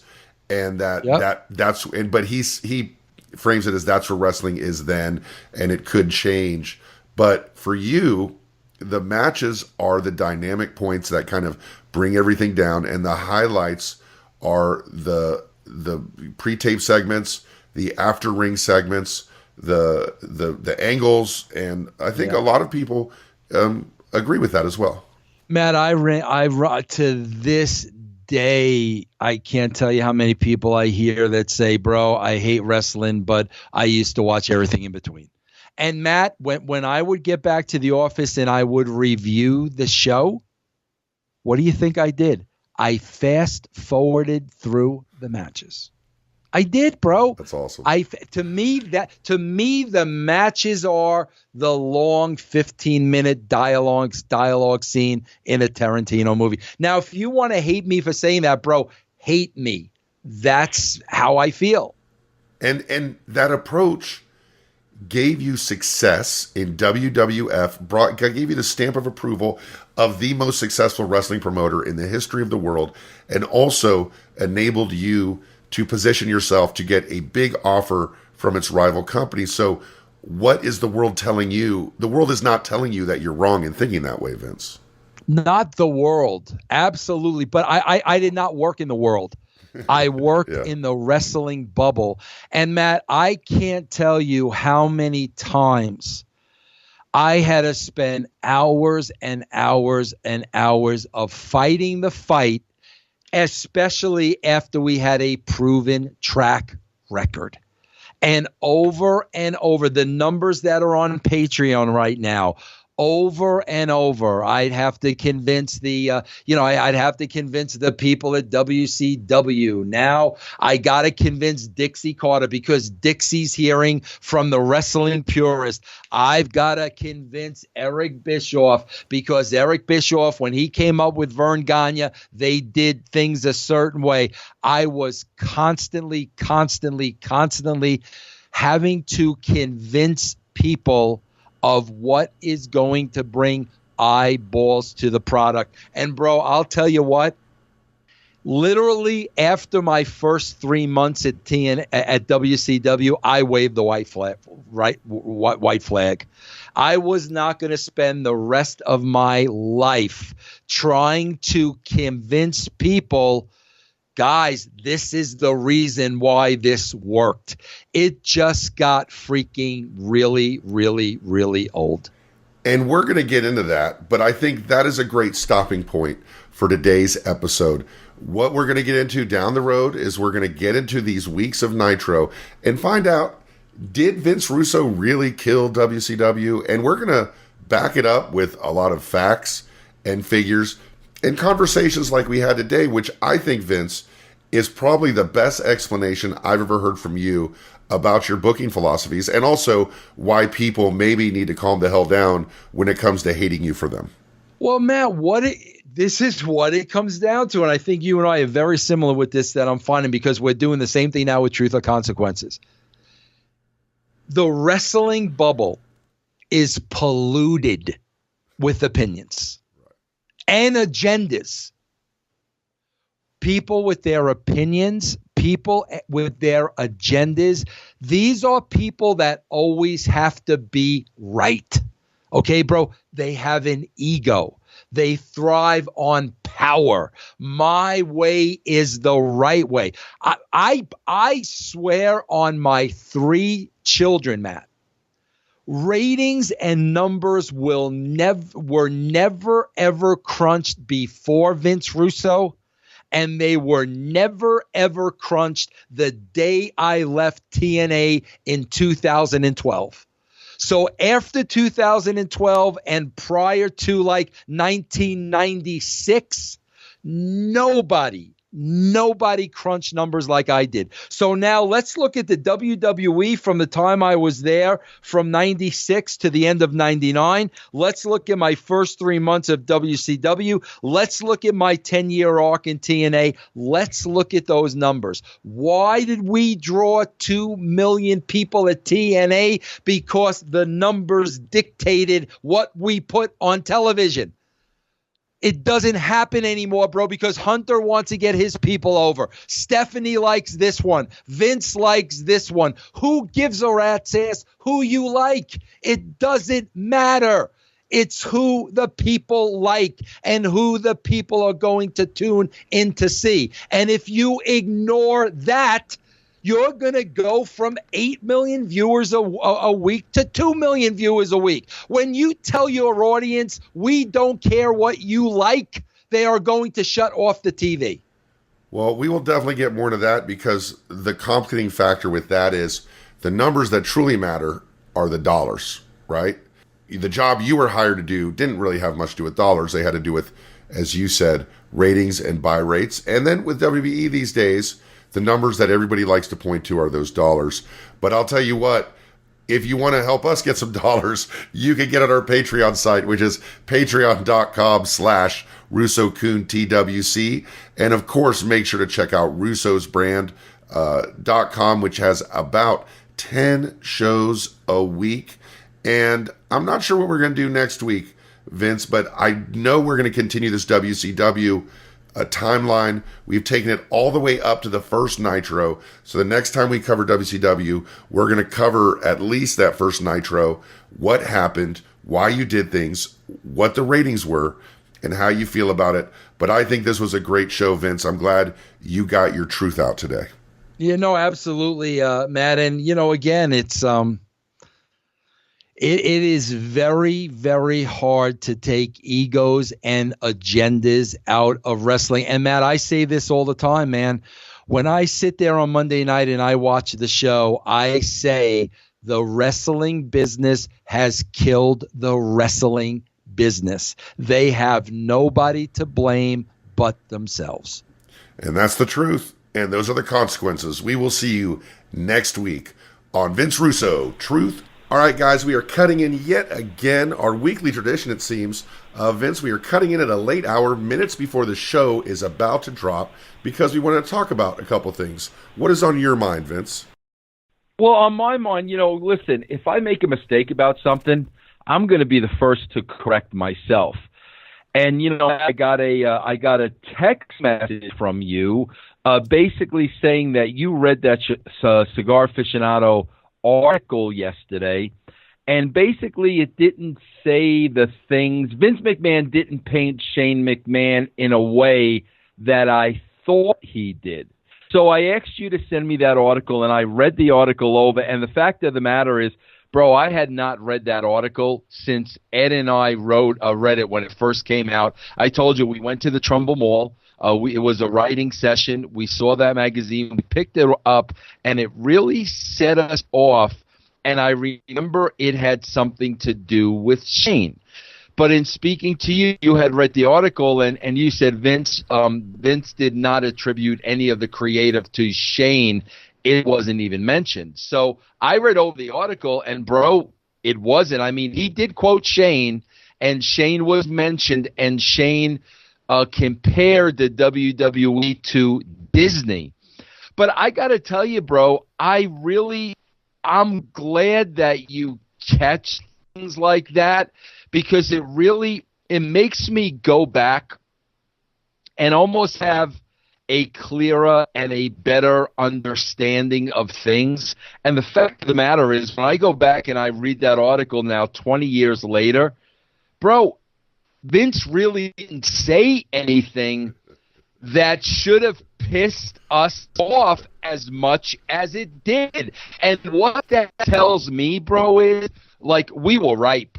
Like it almost tells me that me and Ed were at the point of we were kind of looking for anything to get us out. Now, I'm sure we took exception to, no mention of us, nothing about writers or, the success of the WWE, was due to a writing team, nothing like that. I'm sure that set us off. But again, reading it now, it's like, man, there should have been nothing in there that really pissed us off. But that tells me, bro, that Ed and I at that time were looking to hop on anything because I mean that's kind of where we were, mentally, physically, emotionally with kind of Vince and the WWE at that point. It's a funny thing because first of all, I don't know why I checked on it. Like I don't know why. I guess I just wanted to read it, and I think I may have wanted to take a clip of it and put it on Twitter or something. But when I sent it to you, number one, you were flabbergasted, and number two, you were kind of more on the side of doing this to clear it up than I was. I was kind of like, well, no one else is going to look it up. It's not a big deal. And you're like, no, let's go ahead and put it out there and clear it up. But mostly you were just flabbergasted. You were just, and then you started remembering. You started going, oh my God, we were just so hot. Anything would have set us up. We were just ready to go off about anything then. Yeah, no, because reading it now, I mean, I'm going to be honest with you, there really should have been nothing in there that upset us looking at it 20 years later. But there's no doubt, Matt. I mean, there is no doubt we got lit up by that magazine article. We looked at it together. It was like the Shane comments that really upset us. I mean, all that is 100% fact. Like I said, man, I didn't remember the specific comments, but looking back now, I'm like, I mean, bro, like we were ripe. I mean, and it kind of plays into what you said on the show, Matt. Like maybe when Vince hit me with maybe you should get a nanny to watch your kids. Maybe he really didn't mean it that way, and he didn't mean it in a negative way. And taking all this in consideration now and looking back, I gotta admit, bro, I think I was at a point of I was gonna hop on anything because I wanted out. And all that makes sense because I told you, man, that's why I asked for the $1 million. Like I just wanted out. So I think anything at that point in time was going to explode me. And in this case, I mean, explode me and Ed. Well, there's a couple elements to it. One is, the article is kind of like the WWF is successful now. It's hot now. Here's why. Vince, Shane, Stephanie, Steve Austin, Right. And right. The other thing about it, I think it's very much an element like, if you're fighting with your wife, and you say, how are you doing today? And she says, fine. You're like, what's that supposed to mean? Right. And, you were ready to just, Yes. anything Yes. would have been a provocation. He could have said, Vince Russo and Ed Ferrara are valuable members of our team, and you might have been like, team? We're part of a team. Exactly. No doubt. No doubt. Because like I said, bro, like everything I told you, like I remember vividly, but I didn't remember the specifics of exactly what it was. I knew it had to do with Shane. And when I read back and I read Shane's comment yesterday, I'm like, God, like, why did that upset us the way that it did? But it did, because, bro, like I said, man, that's the state of mind we were really in at the time. Well, since we're here anyway, and I like to live dangerously, there was a article that came out in, I forget what magazine it was, but this is really professional, but I'm looking it up right now. I had it up, but I don't anymore. It was a interview that Jerry Jarrett did on Hannibal TV, and you saw the same thing I did. We might as well just talk about it now, and we'll probably do a Jeff Jarrett and Jerry Jarrett episode. Before we get to this, though, if you were to describe Jerry Jarrett in 2 or 3 words, what would those words be? Well, I think we should have, like, every week, I think we should have a Vince Russo hatchet job of the week. And the hatchet job could just basically be, Matt, like things that I could get accused of and I wasn't even there. You know, when I say I wasn't even there, I think of Davey Boy Smith. Because every time ribs were played and all, they used to accuse Davey Boy, and Davey Boy's famous lines was, "I wasn't even there." So I think we can have a Vince Russo hatchet job of the week where somebody says something about me and I wasn't even there. You know, Jerry Jarrett, you know, and again, man, I respect all the wisdom and all the knowledge in the world, but like, you know, in my opinion, like Jerry Jarrett just thought he knew everything. And you know what, bro? Jerry Jarrett may have known everything about 70s wrestling and 80s wrestling and, you know, maybe even the early part of the 90s. But, you know, when I got involved with Jerry heavily, I met Jerry when I was at the WWE. That's where I first met him. And then when I went over to TNA in 2002, that's where I really got to spend time with Jerry. I think a lot of stuff had changed. So I think in 2002, he kind of felt like he knew everything.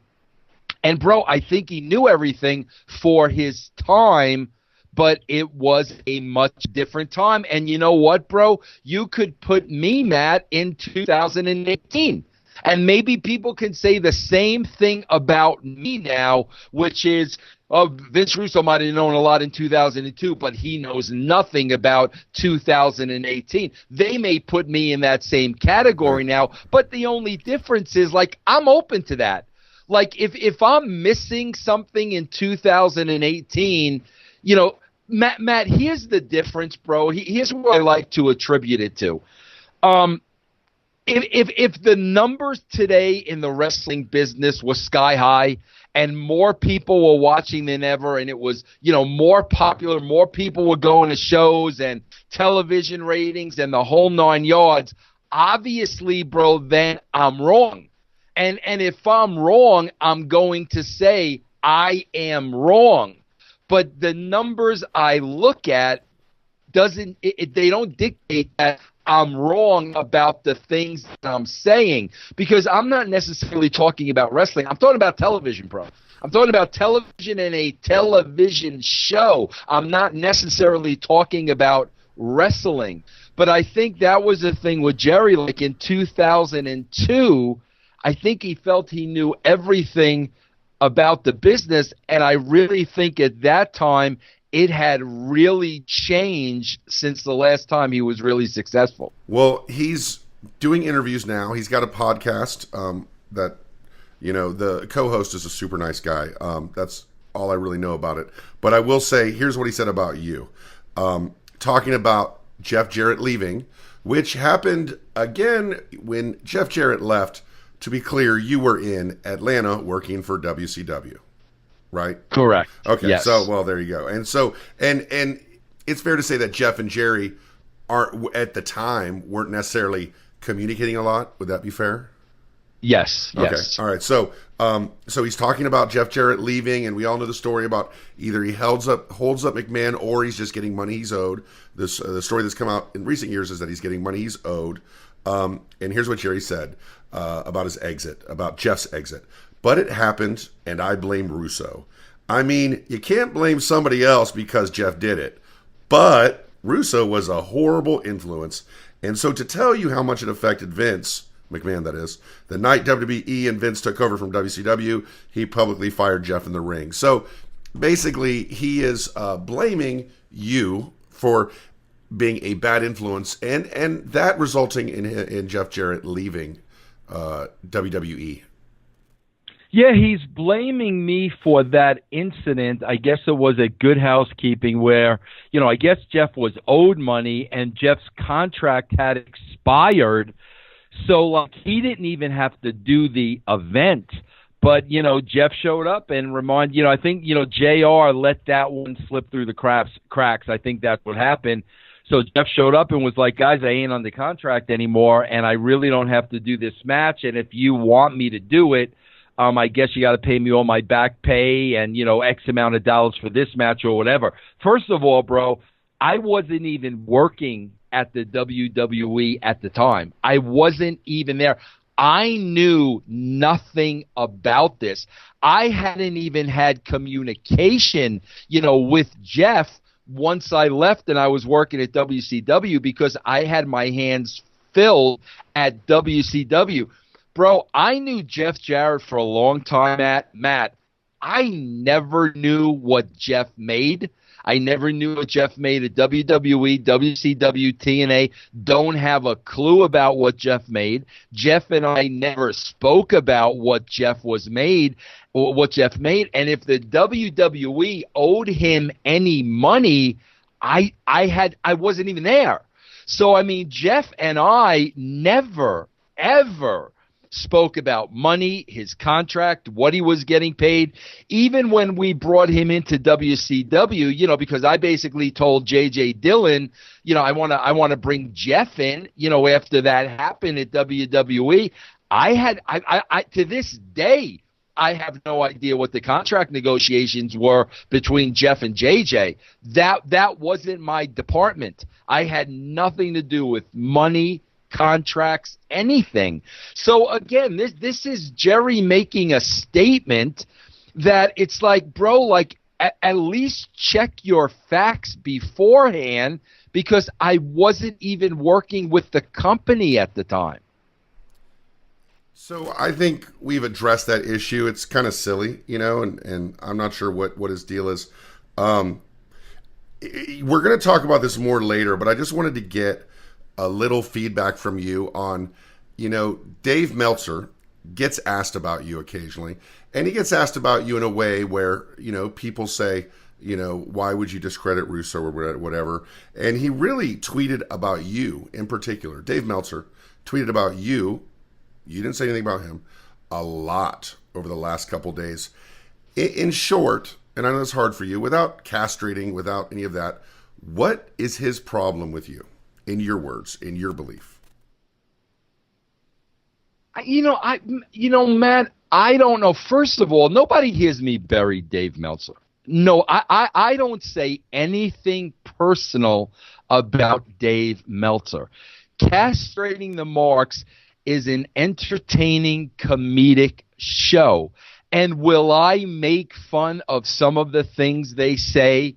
Yes. And where does that come from? Where it comes from is these guys are taking this way, way, way too seriously. It has become obsessive to them. And when you sit back and listen to their shows, I mean, you hear it. You hear like these guys have literally become so obsessed with wrestling that many times they discuss it like it's real. I mean, you can listen to my shows and they're talking about it like literally like this is the MMA and fights are actually happening. I find that funny and entertaining, as my audience does, over on the Realm Network. But there are never any personal attacks. First of all, Dave Meltzer has made a living and earned a paycheck, off of wrestling for, my God, bro, we're probably going on 30 years now. Bro, that says a lot. Like, that isn't easy to do. So the fact that he's made a living in wrestling for so long, bro, like, I give him credit for that. But you ask the question, okay, bro, I don't personally attack you. Bro, he's got this thing, Matt, where like he waggles his tongue all the time. And it's very disturbing and it's very funny, but like, bro, like, that's funny. That's not a personal attack on you, Dave. Like, we watch the video and like we laugh at that because it's funny. But the attacks to me are just mean-spirited, cruel. Matt, where else does that come from but jealousy? Like, I got to tell you, that last comment, Matt, I didn't even get upset over that comment, because here's a guy that believes he's the guru of professional wrestling. He knows everything. He's the godfather. He's been reporting this for years and years and years. He's the guy that everybody looks up to, right? Well, bro, if you're saying that a writer had something to do with bankrupting a multi-million-dollar company, how much knowledge could you possibly have? I mean, if you really believe WCW went out of business because of Vince Russo's writing for 9 months, bro, I don't even get upset over that, because people look at that, bro, and you bury yourself. I wrote a television show, bro, and by the way, if you look at the ratings, they either went up or remained steady. So you don't even have a case that, as a writer, Vince Russo sunk the ratings. That doesn't exist. The numbers are out there. Anybody can look them up. But if you can marry a company going bankrupt to a writer that was there for 9 months, bro, you expose yourself, because that comment is so ridiculous. That's why there's no comeback, Dave. I'm not going to come back and call you a bunch of names and you're this and you're that and you're everything else. I don't find any need to have to tear you down, bro. I have no need to tear you down. I know what I did in my career. I know what the facts are. There's no reason for me to tear you down to build myself up. I'm completely comfortable and confident in my skin. So, like, outside of professional jealousy, Matt, you need to tell me why he takes shots like this at me that are just absolutely ridiculous. Bro, I didn't know what one person's contract was with TNA at WCW. I didn't know what one person was making. I didn't know where the money was going. I didn't know who had first class. I didn't know who had bonuses. Bro, I had nothing to do with the financial end of WCW. They hired me to write their television show, bro. I mean, my God, bro, that would be like saying the writer of a CBS sitcom bankrupted the company. Well, do you? I mean, that's ridiculous, bro. And I will, I will say that when he first tweeted the first thing, I said something on Twitter. I did it in a very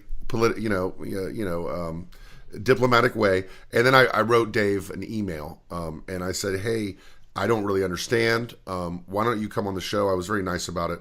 He has yet to answer me, but I do want to say something to you. It's kind of funny that after he did that, somebody tweeted back to him. Personally, I'm not a big fan of Russo, but I wish him no ill will. But responsible for bankrupting wrestling companies is a stretch at best. So, like you said, they expose themselves. And then he says, Dave Meltzer says, is a coach responsible for a team finishing in last place? And he had other businesses, both in and out of wrestling, that also failed, which you've talked about it. But is a coach responsible for a team finishing in last place? Now, I responded, and he has not responded to any of my tweets, that a coach is responsible for a team finishing in last place, sure. But for a publication or editor to blame that coach for the team's bankruptcy years later with such incompetent ownership would seem unlikely. Now, when I did that, someone sent me a DM, and it's someone who's not a Vince Russo fan, and I will tell you off the air who it is, and when I tell you who it is, you will shit. But he wrote me, he said, I may not like Russo, but I thought the same thing when Dave said that, to be honest. So I think that Dave in his I don't even know what it is. He's not a good tweeter. His knee-jerk reactions makes himself look bad. Would you agree with that? Well, yeah, but see, that's the whole thing. Matt. I wouldn't compare a head coach of a football team to a writer.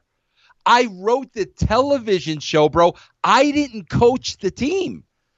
I didn't, I wasn't the guy putting the roster together. I wasn't the guy telling the owners of the team what to pay each player.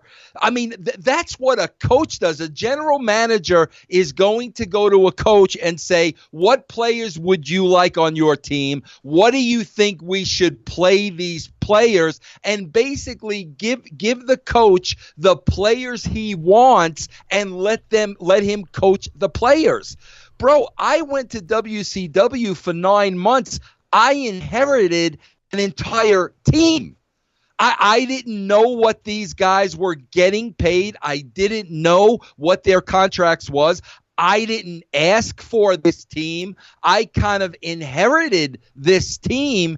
So the fact that he compares the head coach of a team to somebody who's writing a television show for a company, it's not even the correct comparison, bro. Well, I know you can talk about this all day, and unfortunately we don't have all day because we are literally 1 hour and 25 minutes before the release of the show.